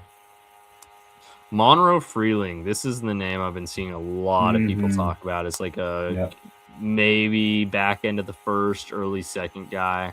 I think he might even be like number 32 or number 3 on the consensus board right now. Like he's not like a sleeper anymore. Like that's a name to know for sure. In the Iowa boys kind of follow a little bit. I think Logan Jones can have a really good combine and can impress some people. I'm still on the Logan Jones train. Yeah. Although I've seen Sam Height, the people are saying he's center 1 right now. I can see that. I got Brian Parker as second listed center. Interesting. Caleb Tiernan's a name I see pop up a lot on these like round 2 mock drafts. So Depending on how he tests, he could solidify that or maybe even move up a little bit higher. And, a lot of these late first round teams are going to be trying to build up their O-lines. Cough, New England, cough. So a name like Tiernan can make a lot of sense there. James Dunker, your boy. What about boys? Evan Biernston. What a name. Or That is O-line. Is he bald? He is bald. Biernston. He looks like Brian Dable a little bit. Let's pull it up. Let's pull up the headshot here. Biernston. My goodness, that's a hard name to say. Biernston. He does look like Brian Dable a little bit. I hate that it's not Biernston. It's Biernsson. Freaking Swedes and Nords. Markel Bell is a guy. Okay, I will say this about Markel Bell. Ginormous. He's huge, and his tape was good this year. And then he went to the Senior Bowl, and got put on his ass by Derek Moore repeatedly. What's he at? I gotta see this. He's ginormous. His tape was great this past year, though. So I'm like, man, do I trust the tape or do I trust what I saw at the Senior Bowl where he looked like crap? 6'8" 360. It's a big dude. Dude, have you seen the pictures of Alex Mirabal next to him? No, I haven't. Oh, do you know who Alex Mirabal is? Yeah, yeah. Hilarious. It's very funny. Parker Brailsford, trailer. How do you even Mirabal? I'm like, how do you spell this dude's last name? Mirabal. Mirabal. Here we go. Here's a good one right here.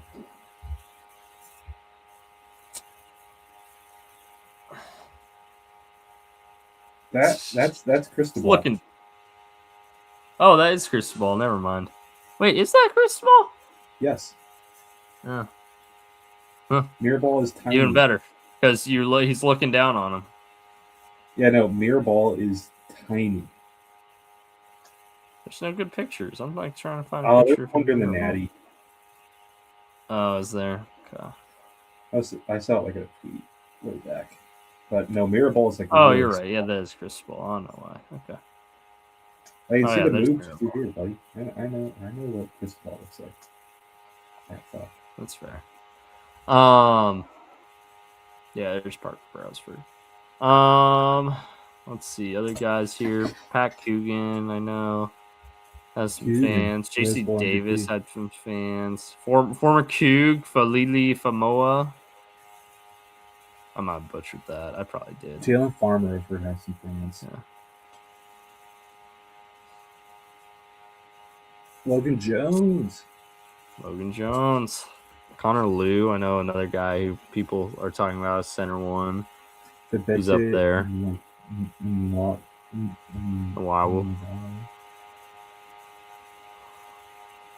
Oh, yeah.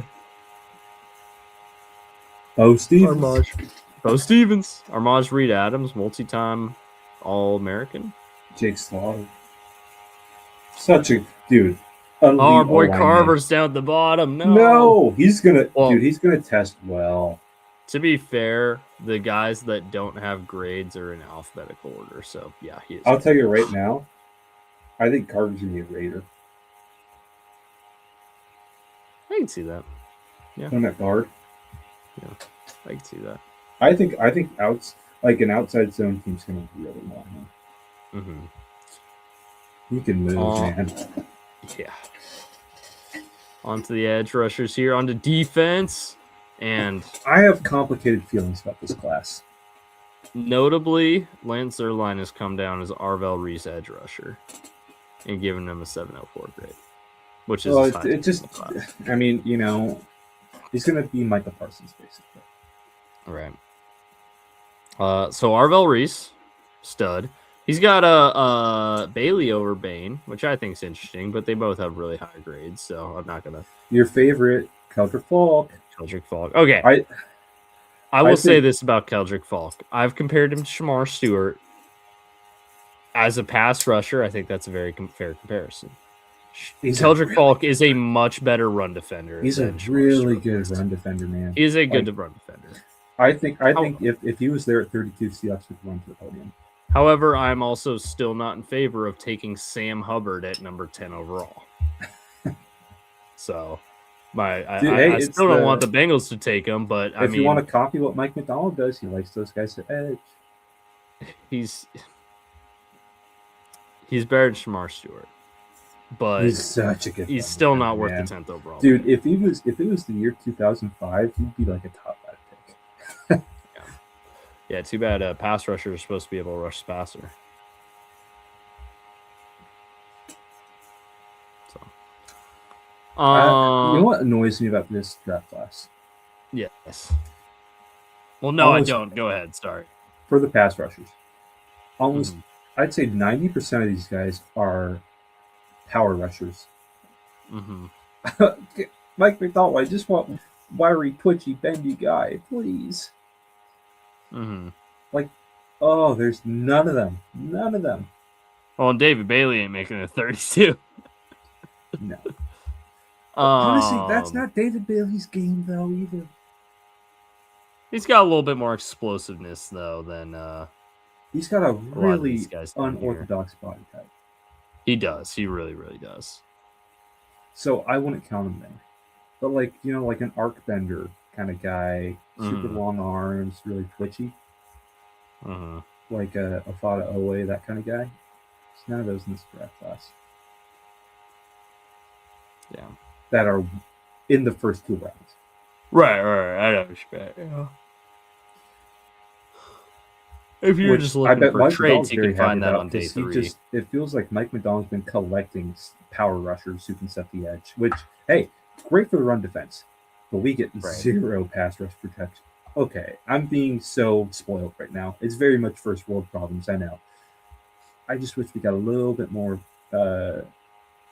sacks from the edges. Right.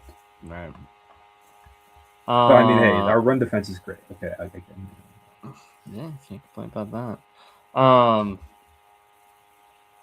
Let's see. The other half of the Miami edge rush duo, Keem Mesidor, is up here as well. He'll probably be a late first, he's early so second. Old. He's so old. He's 25. It's ridiculous. Like, some of you guys have weird flags, right? Ruben Bain. Okay, so let me give you my flags, because this is the one position group. Okay, Argo Reef Stout. Yes, we got it. David Bailey, weird body type. Ruben Bain, T-Rex arms. Keldrick Falk, can't pass rush. Keem Mesidor, 25. Zion Young, total weirdo head case. Those top, like Cash Hell, fine. Cash Hell's pure. He's the opposite of Keldrick Falk. He's a pure edge rusher. Yeah, or he's pure pass rusher. Jack Stafford, people are fans of him, but it's like I don't love any of the Michigan pass rushers.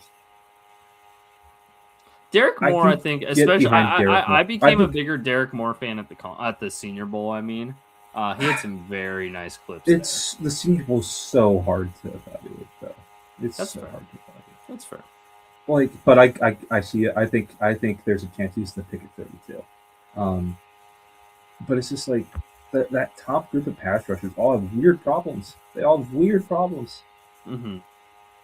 I do think this is actually one of the stronger position groups in this class. Definitely. I think it's the strongest. It's probably this or off-ball linebacker. Corner's pretty good too. Corner's okay. Corner's got some solid depth to it for sure.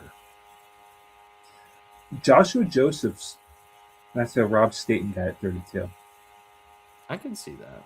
I think someone had him mocked in the late first to either New England or Seattle on NFL.com, but I can't remember who it was. I don't want another Tennessee edge rusher.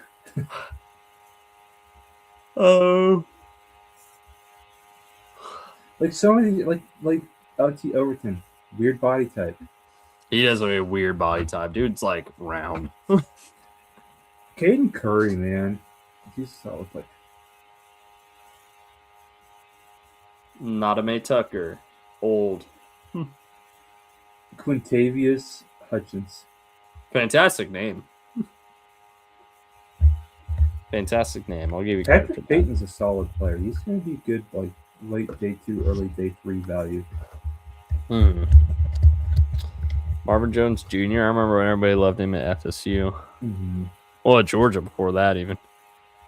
Or was it FSU then Georgia or Georgia and then FSU? I'm forgetting.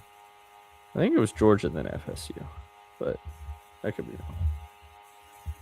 wrong. It's a weird class for sure. There's. It's kind of like the receiver class. A lot of role players. A lot of role players. But it does have the number one guy in the draft. Right. Well, you can make an argument for Ruben Bain being above Arbel Reese, and that still is the number one guy in the draft. No, that's foolish. I think you could. I got 3 guys at least ahead of Ruben Bain. Interesting. I love Ruben Bain, man. I'm sorry. I love Ruben Bain. I know, but I do think that arm length is a problem for him. Mm-hmm. That's fair. There's some solid guys in the class, man. I like the D-tackle class. It's a good year to need one, I think. It is. I think I see 5 names here that if they are a Bengal after the first 2 rounds, I'd be pretty happy with. Caleb Banks, great player. Huge, big dude. Old. Yeah. He is old. He's like 24. So that's a knock on his profile. But dude's a ball player. Can't really argue with that. I think he's got versatility all over the interior of the defensive line. I mean, he's big enough where if you're like, okay, he's your Deion Walker, just massive nose tackle, he can be that guy. But I also think he's got juice, more explosiveness where you could put him as like a 3-tech and just have him dominate a guard. To watch the combine. Yeah. His bench is going to be crazy. Yeah. I like Caleb Banks a lot. Probably not 10, but he'd be a trade back guy for me. I'd like him as a trade back guy. I'd take him at 20. Yeah. Cade McDonald. Another guy. Yeah. He's twitched up, man. Yes, he is. Peter Woods. I've talked about Peter Woods plenty. I love him. I don't think the NFL loves him, based on what I've heard. His production was down. His production was down in 2025, which the entire Clemson defensive line's the entire Clemson team's production was down in 2025. He's still, if you actually watch the tape and you follow like PFF grading and stuff, he still had a really, really strong season. I'm not sure why guys, and I'm going to defer to these guys because they're the ones with sources in the league that are obviously reliable, but like guys like Matt Miller, Mel Kiper, Dane Brugler, like leaving him out of their first round mocks entirely. It makes me wonder if there's like an off the field thing there. There's something going on behind the scenes, or if they just know the NFL is just not a fan of Peter Woods. I would take him at 10. I think he's a stud. He's my DT. Regardless, I love Caleb Banks. I love Cade McDonald. Peter Woods is my DT1 still. But the red flags around how the NFL views him makes me cautious of taking him at 10 when there's a chance he might be available for the Bengals at 41. So I would love to get Caleb Downs and Peter Woods as my first 2 picks. You kidding me? Plus, add a good free agency on top of that. That fixes your defense overnight. Hell yeah. Start getting the parade floats ready in Cincinnati at that point. Yeah. Anyways, there's my Peter Woods rant.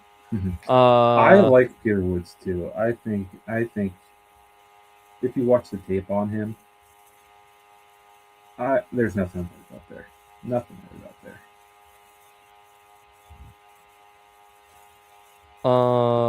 Christian Miller, I know, has got some fans. Big dude.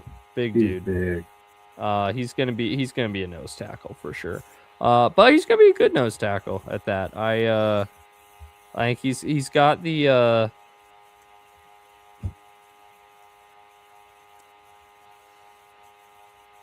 anchor. I was trying to think what's the right word I'm using. He just does not get blown off the ball. He's got a really solid lower body where he's just not getting blown off the ball. He's just he does exactly what you need to have a nose tackle. It doesn't really stuff the stat sheet, but find me a nose tackle that does outside of Vita Vea. Yeah. So he kind of reminds me of Jaron Reed coming out in that way. I can see that. Does not get moved off his spot. Yeah, I could definitely see that. Different body types for sure, but right. And then Lee Hunter, big dude, but he's got explosiveness. I like Lee Hunter a lot. He'd be another day push. 2 guy for me. I'd really like. That's one thing. I saw an interesting tweet thread the other day. I can't remember who it was, but when you're evaluating defensive linemen, you can go for one of 2 routes. There's the guys that are gonna generate push, and the guys that are going to not get pushed. The unstoppable force versus the immovable object argument, if you will. Now, obviously, in a perfect world, you find a guy who can do both, but let's face it, we don't live in a perfect world. Most D tackles are one or the other. And that's almost like a defense coordinator philosophy thing. Hey, do we want to cause havoc, or do we want to ensure we're not getting blown up on our own? And I thought that was interesting. And Lee Hunter's a guy that causes havoc. So no, I think there's a lot more guys that don't get pushed than generate push. But Lee Hunter is one of the ones that does push. He's got the juice. He does. He's twitched up. Yeah. Let's see other names that stand out to me here. Darrell Jackson Jr. I really liked him at the Shrine Bowl and Senior Bowl. He did the Shrine Bowl and Senior Bowl in the same week. He did them back to back. Good for him. He had a very, very nice week. Really liked what I saw of him. He'll probably be a day 3 guy, but I liked him a lot. The Godfather, Dante Corleone. He was a good player in Cincinnati for a few years there. We'll see. He was a projected future first rounder for a while, and obviously he's not going to be that now. But I could still see him sneaking into the back end of day 2. We didn't talk about Big Citrus Dominique Orange either. Gotta mention him. He's got to be like a Bengal or something like that. Oh yeah. Bengal, Bronco, Brown, a team with orange. Definitely a team with orange. Or a team in Florida. If he goes to any of the 3 Florida teams, that's also acceptable. Yep. Bucks throwbacks. Oh, Bucks in the throwback jerseys. Oh, that'd be beautiful. But they got Vita. Dang it. That's true. He always needs a backup. But Big Citrus ain't gonna be a backup. He'll be a day 1 rotational guy. The double nose tackle defense. Double nose tackle defense. We all know that's gonna work.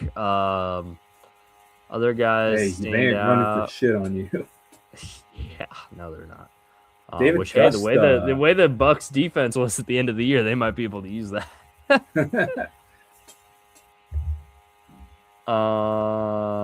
Piss David Gusta when come to you. That's right, David Gusta. Yeah, no other real standouts here. No, Cam Ball's got some fans as well. Rashawn Benny's. I do not like Rashawn Benny at all. Yeah.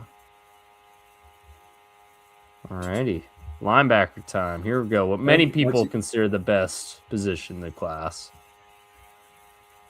I was convinced we'd have into this, but I don't think that's going to happen anymore.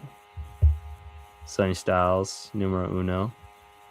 Good ball player. He's going to test really well. If he tests, he might not even have to.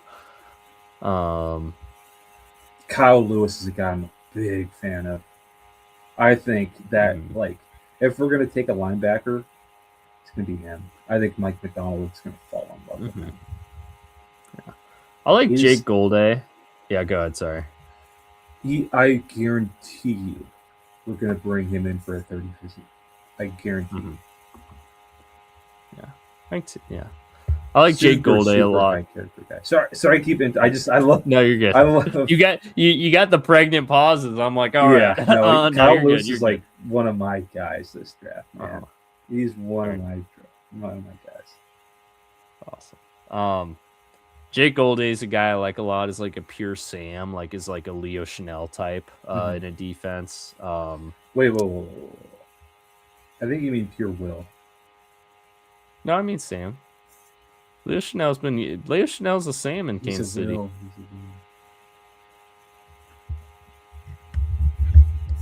I put my microphone down. But teams don't have Sams anymore. They're not but in Kansas City, well, if you're talking about a non-Mike off-ball linebacker, so that doesn't have the strong hook, it's the Will these days. Well, yeah, but Kansas City runs a 3 linebacker system. They don't have their base is 3 backers. That's the star. There's no Sam. Okay, if you want to call it star, whatever. Okay, fine. I'm just telling you what they call it. Okay, fine. It was a Sam for me, so I'm okay. But you're fine, star, whatever.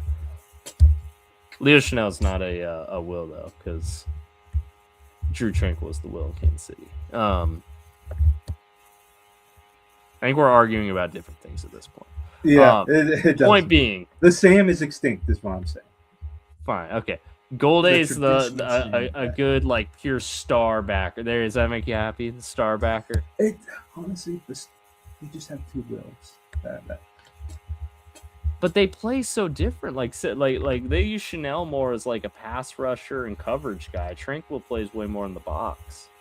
That's what Nick and Memori does now. Okay. He's the nickel. He's the star. And Spags and McDonald run different defenses. It's more similar than you think. Different. We ran his favorite pressure with Devin Witherspoon. Same pressure that Lou on the ring loves. Same pressure. It's just a traditional linebacker body rather than a hybrid body.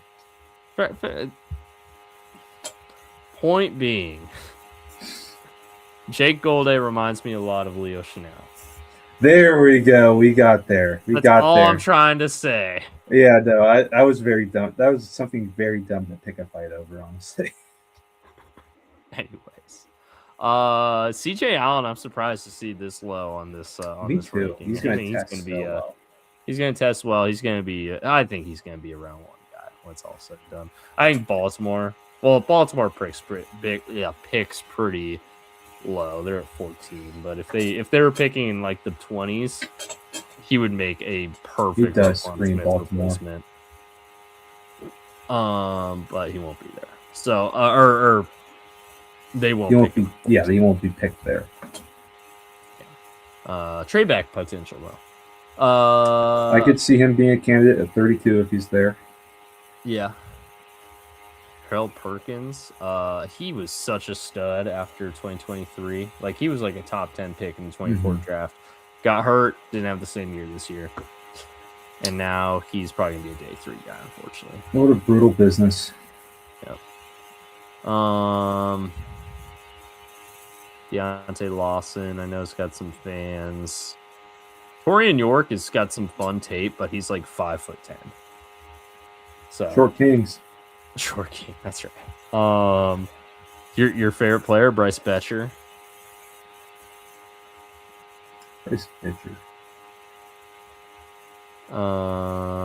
Eric Gentry, one of the weirdest out of the linebacker. Eric Gentry is something crazy, some mad defensive coordinator created in a lab. Eric Gentry is built like Kevin Durant. It's built like Gumby. Or Gumby. You know what? I've often compared Gumby and Kevin Durant. So I think we're both right. You know what? Like my thing, I love players with long arms. So like, if I was some DC and that worked for the Bengals and it was my turn to choose who we pick, I'd want Eric Gentry so bad. Yeah, love a player with long arms. Jacob Rodriguez, the last guy to get graded by Lance here, hasn't been graded yet. Only interesting to see where he pops up. Awesome production, obviously won every single defensive award. I don't think who else did? Well, if I'm being honest. You know, it's had great production and won a ton of awards. Who? Scooby Wright. Pass. Scooby Wright? Legend. Stevie Wright was a lot of fun in college. He was a great college player and ended up being a 6th-round pick. Yeah, I don't take Rodriguez very seriously. Honestly. Yeah. Corners. Mansour to against the Ducks, idiot. Yeah. Mansour to my favorite classes. I like this corner class a lot. There's some of my favorite players in this class. I've come around on the potential of drafting a corner at number 10, but only if it's Delane, because he's a baller.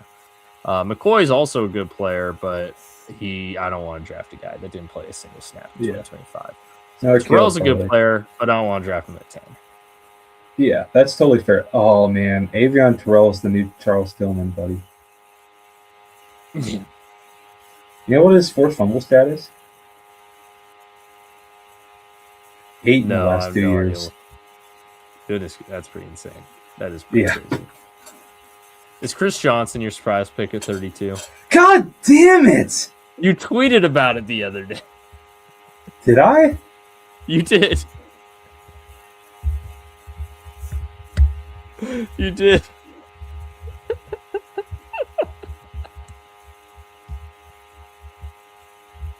I'm on Twitter too much. It popped up on my feed. That's on me. I must have tweeted that in the middle of the night. I think you replied. You replied to someone, I think. I think I know what you're talking about. Oh, you got me. Damn it. Hey, I think it's a fun pick. I'm not bashing you for it. I just think it's funny. You ruined my surprise. Oh man, he's a good player, man. I was gonna try to I tweeted big Chris Johnson fan.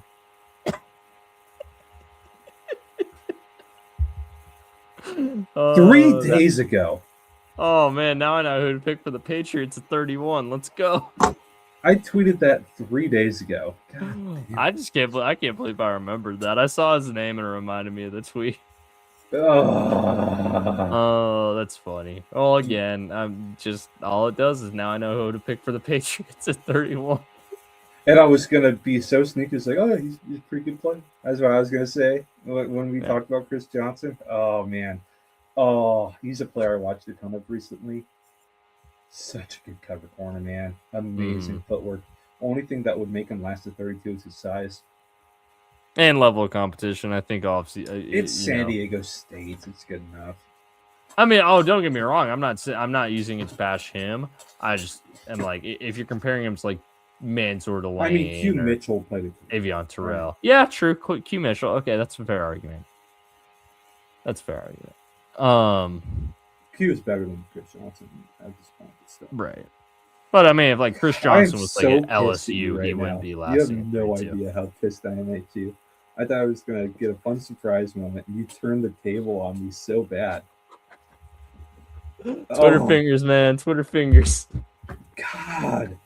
That sucks, man. I'm sorry. I didn't mean to rain on your moment. I was so excited for pick 32 now. I was so excited for it, too. We'll pretend, we'll get to it, and I'll pretend this didn't. No, I'm going to have to go something else now. You're a backup surprise. D'Angelo Pons. Actually, okay, joking aside, I like D'Angelo Pons. He's not he's day 3, unfortunately. I think he can. The tape is strong enough. He's small. He's tiny. He's going to be a nickel corner. I could see a team valuing that in round 3. He's way too small. He's 5'8". He's tiny, but so is Mike Hilton. I'd take a Mike Hilton placement in round 3. Is Mike Hilton 5'8"? He's small. I don't know if he was 5'8". Let's see how tall is Mike Hilton. He's going to be someone who's going to be interesting to see how tall he is. 5'9". So how tall is Quandre Diggs?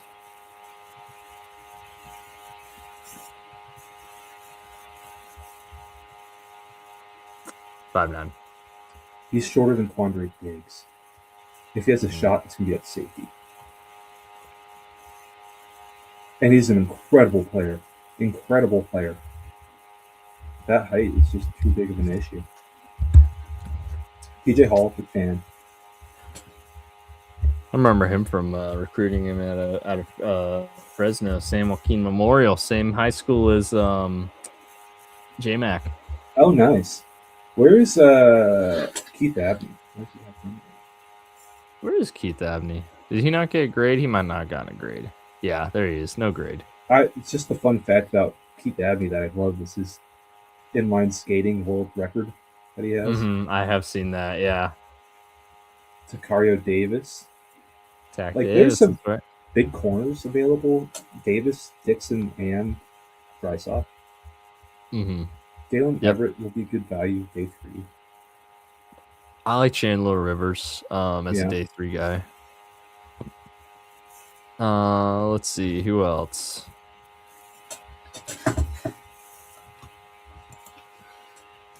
Monty Jackson. Not saying he's a good player, but it's just funny to see him here after he was like the number 1 corner in the 22 class.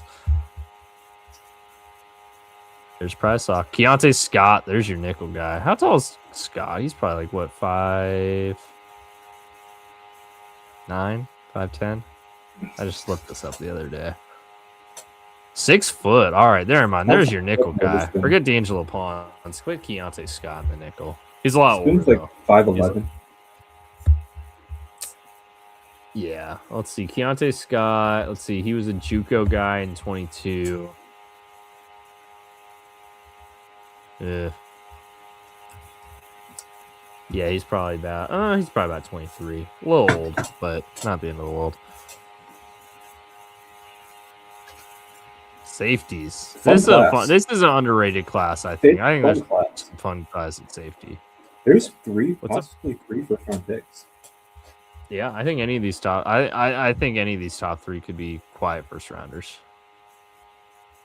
And I think AJ Halston too would be a good player. Caleb Downs day 2. Okay, Downs not quiet. Yes, Downs will probably be a top. McNeil, Warren, and Thieneman are quiet first rounds right now. Yeah, sorry. Yeah. 1 guy that's blue chipper, top 10 guy easily would be even higher if he played more valuable position, and then 2 guys that could sneak in. Yeah.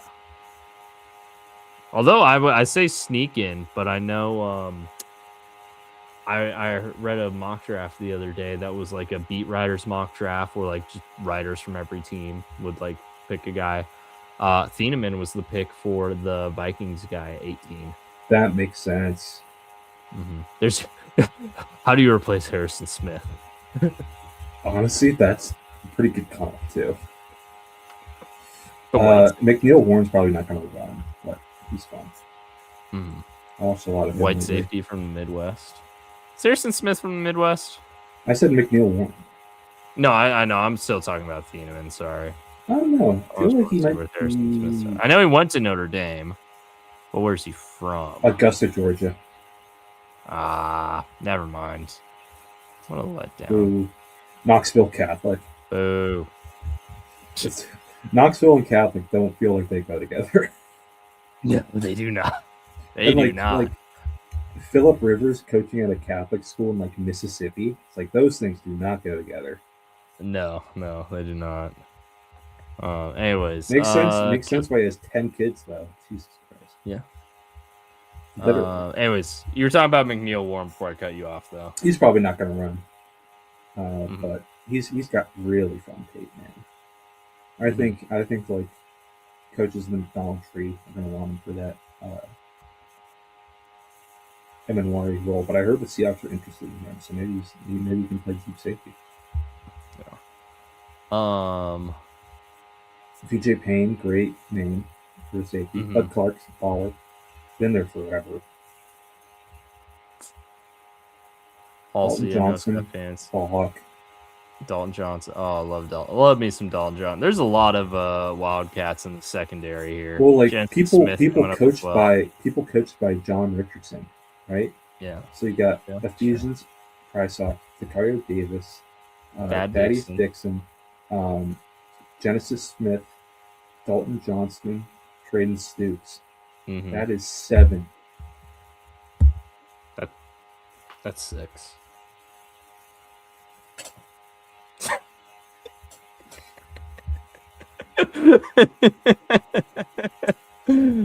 Did you set me up for that? No, I wish. That would be. I'll say you did. I'll say you did because I like any of the DBs that have been touched by him. Like genuinely, they're all good players. Yeah. Kamari Ramsey's a fun player. I think he's if he decides to test, he'll test well. Let's see who else. Trayden Stukes is going to be a baller at nickel for some team. Yeah. Lorenzo, Sonny Styles' brother, Lorenzo. All right. Here.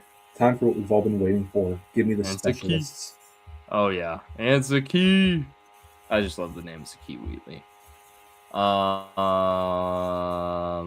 Trace Mack, awesome name for a kicker. That is a great kicker name. Jack Stonehouse, punter name, great name. Great. I think his brother was the Ryan Stonehouse. Yeah. He's got the legacy. Brett Thorson, Aussie punter. There's your mandatory Aussie punter right there. They're invading. I will say it was funny because he won the award. I think Ray Guy, Punter of the Year award winner, and they were talking to him on the ESPN broadcast, and they were like, you're down there in Athens, Georgia. Do they ever make fun of your accent? And he was like, oh yeah, all the time. I love the clips of Robert Irwin mic'd up at the Super Bowl talking about Michael Dixon. Oh yeah, Michael Dixon. Dicko. Because Aussies give each other stupid nicknames. Dicko. Good player. That's good. I watched a lot of Crocodile Hunter when I was a kid. Their Prime Minister, Anthony Albanese, they call him Albo. Albo? Albo. Oh. They like to end a nickname with an O. Aussies love doing that. What was Aussie? I go by Bobo. For like a couple months ago, I got a bunch of BBC Australia political documentaries that were pretty interesting about Australian politics, like the history of it. They were actually. Do you know that Australian Prime Minister disappeared in like the 80s?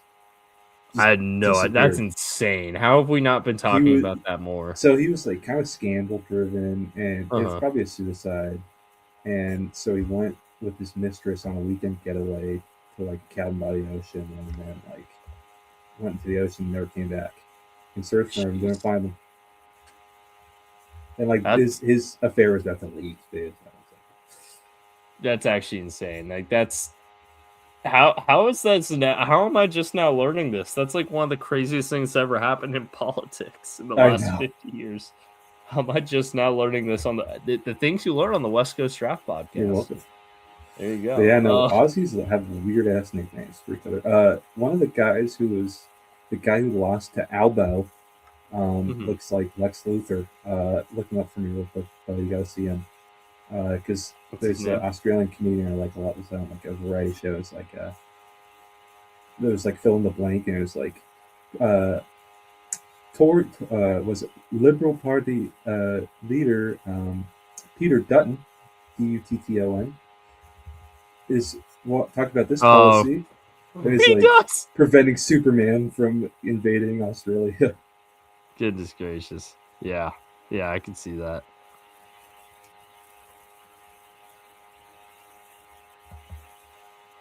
Jeez.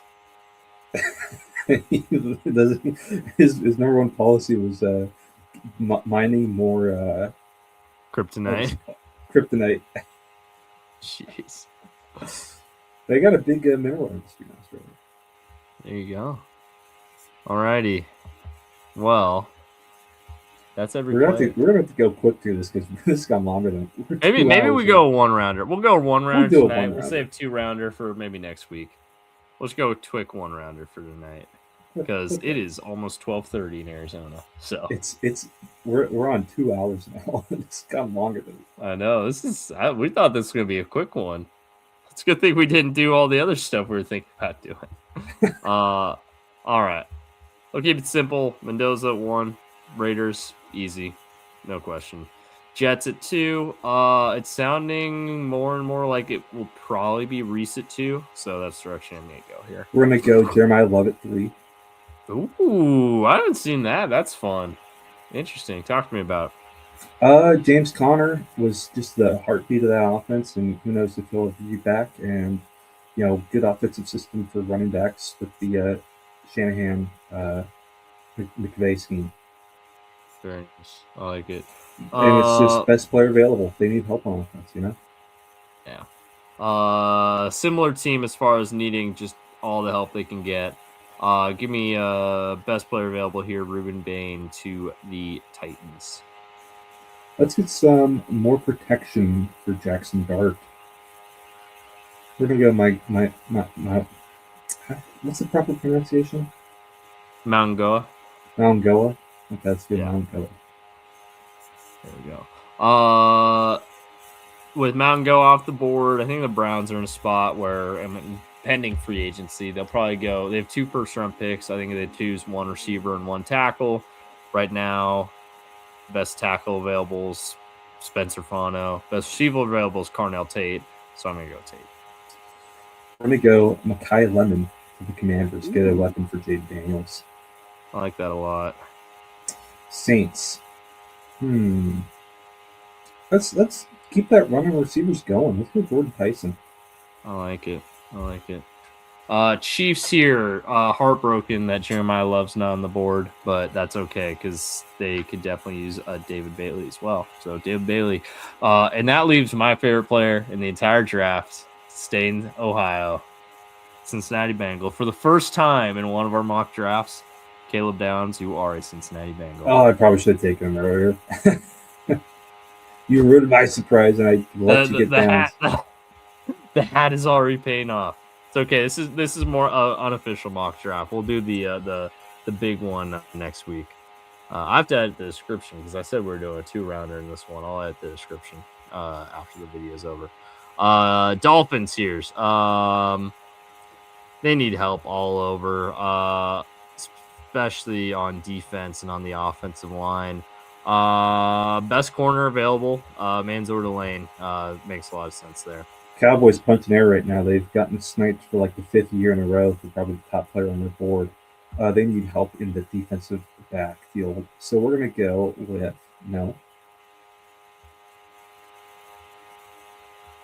We're going to go with Avion.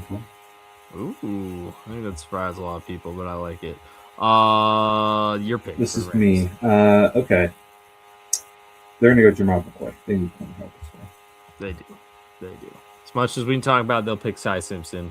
They're going to do it at A, they have another first-round pick, and B, they need corners badly. Ravens here. We talked about how C.J. Allen makes a ton of sense for a Roquan Smith replacement. Someone who makes even better sense, Sonny Styles, would be a fantastic pick for Baltimore, and I know he'd be fantastic there, and it'd piss me off. Bucs need help on the defensive line, especially on the edge rush. They're getting top edge rushers, please. Yes, sir. Here we go. Ugh. A lot of guys I'd like on day 2. Not a lot of guys I like at 15 overall. Yeah, no, none of these guys are good enough. Yeah, give me big board, please.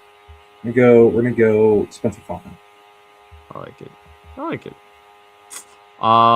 Jets used our first pick on Arvel Reese. All the top receivers are off the board. Don't need another edge rusher at this point. Too early for Boston. Offensive line solid, so I'm not taking Proctor or Lomu or any of those guys. You know what? Caleb Banks. There's your Quinn Williams replacement. That's fun. All right, Lions gonna go Vega here. That's the one available. You kind of sold me on this one. We're gonna go Dylan Thieneman. There you go. Panthers. Yeah, why not Peter Woods? Keep him in state. Keep him in state or in state. Yeah, we'll combine the Carolinas. Yeah. Second Cowboys pick. We already got him 1 DB. Ooh, let's go Caden McDonald. I like that. Kay McDonald and Quinn Williams next to each other is fun. Especially give Micah all the help he needs. Yeah. Steelers here. They could absolutely go Ty Simpson here. I could see it. I don't think they will. I don't know what tackles this is in need. They've invested a lot there recently. Look at corner and safety. I think Keith Abney. I think that's he's got some fun athleticism. I think that's sort of athleticism they need on the back end in Pittsburgh right now to keep up with the receivers in the AFC North.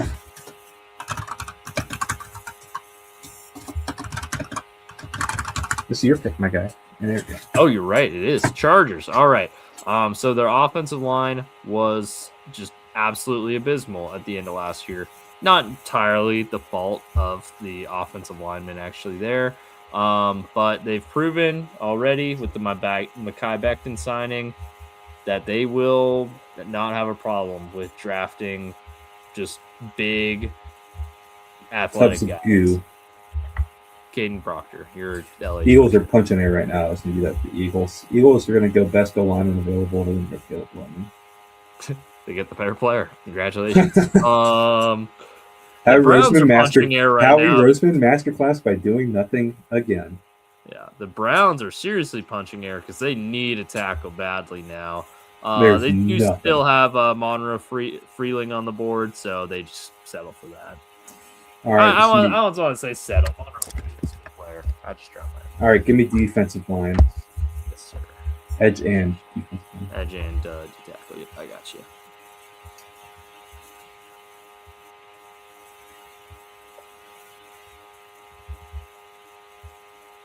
I'm going to go TJ Parker here. I like it. Keldrick Falk's still on the board. AJ Epineza is free agent. Keldrick Falk's kind of actually a perfect AJ Epineza replacement. This is the range where I'd actually like that pick too. All right, George Kittle's getting up there in years. Get a tight end understudy. Kenyon Sadiq.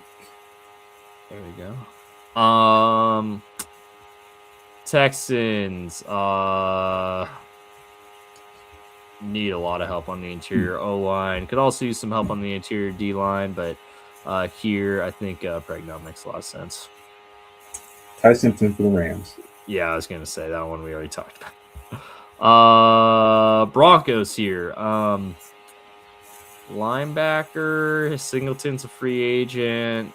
CJ Allen's looking me right in the face. I think that makes a lot of sense. So here's where I draft Chris Johnson. I'm just kidding. I'll leave him there. I'm not going to take him. I want to give you a curveball. Yeah. All right. So you're going to take him in like 2 months when I forget about this? No, I'll take him next. I'll take him soon. Okay. Anyways, so we just remember, I would have taken him tonight. I would have taken him tonight. So there's no offensive lineman here that I really love at this spot for New England. You talking about Jennings Dunker? Sorry, I'm not talking about Jennings Dunker here.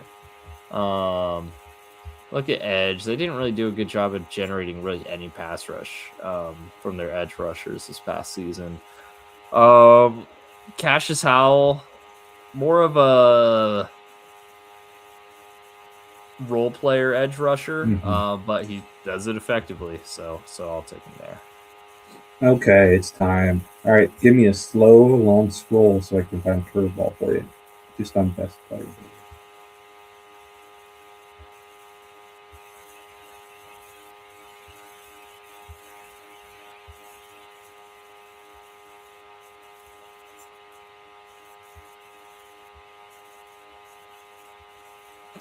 To go to the second page. One more page. I have some ideas.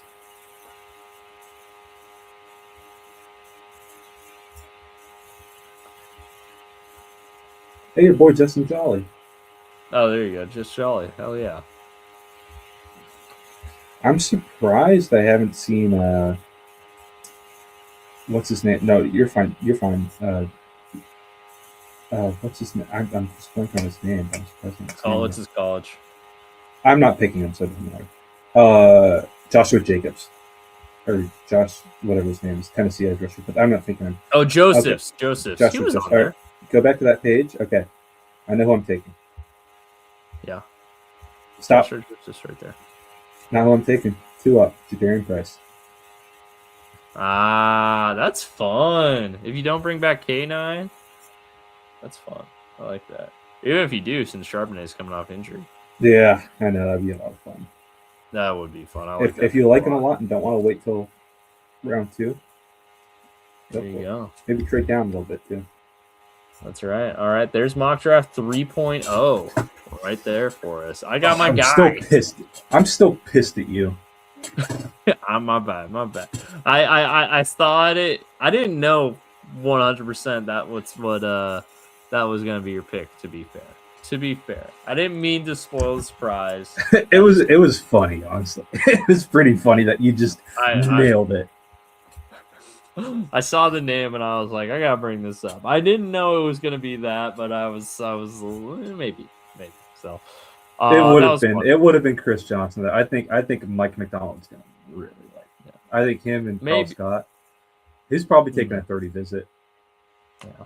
If we're planning ahead here, looking at the next couple weeks on the NFL calendar, next week is the actual week before like combine events. The week after that's the week before free agency. So maybe we do our 2-rounder next week, and then the week after we do a free agency preview, and then take it from there. Sounds good. All right. We'll have a full episode dedicated to news plus a 2-rounder this time in 1 week. That'll be fun. And maybe that one will also go for 2 hours and 11 minutes. I guess we'll see. Hey, we did that mock in 11 minutes. That's true. We nailed it. And you know what? We actually correctly picked every single pick. Caleb Downs, you are a Cincinnati Bengal. Get the jerseys printed.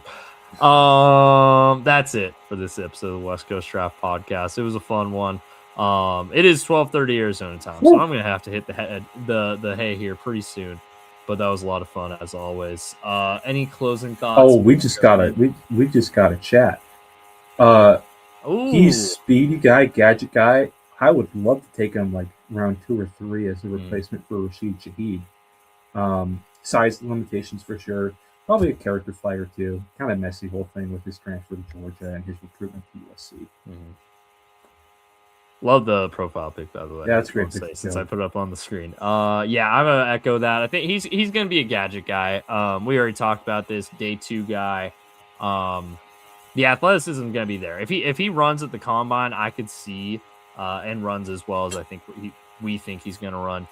He's gonna most likely end up in back end of the first round conversations for a team like Seattle that may have a need as more one of those like a wide receiver 2, wide receiver 3 gadgety type.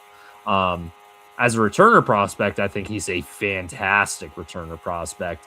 Depends on how much you value that. If that bumps your evaluation, I think it's fair to say it should and could. Special teams, as Seattle showed during their entire playoff run, is a pretty strong third of the game. Didn't mean to cover your face there, by the way. Oh, you're fine. I would say the thing that hurts him. Sorry for interrupting you, by the way. No, you're good. There's a lot of guys that also kind of fill that role too, right? Concepcion is much taller, but he's got crazy speed. You got Thomas from Mississippi State. So if he's the fastest runner out of all of them at the combine, maybe you could be the first one picked. If he doesn't have great combine, you can push him down. Yeah. Could be looking at like more of a round 3 guy if depending on his combine. I'd say as of right now, I'd say comfortably round 2. Mm-hmm. And it'll just kind of depend on if he runs and how he runs if he does. Good job getting that comment in there at the very, very end, right there, right as we were logging off. Hell yeah, Joey Birch, love it. Now, any closing thoughts, Mr. Joking? If one of us gets their surprise pick spoiled, all of us get our surprise pick spoiled. If one of us gets like, all of us get like. If one of us subscribe, all of us subscribe. Thanks for watching. Drive safe, folks. Happy draft season. We made it.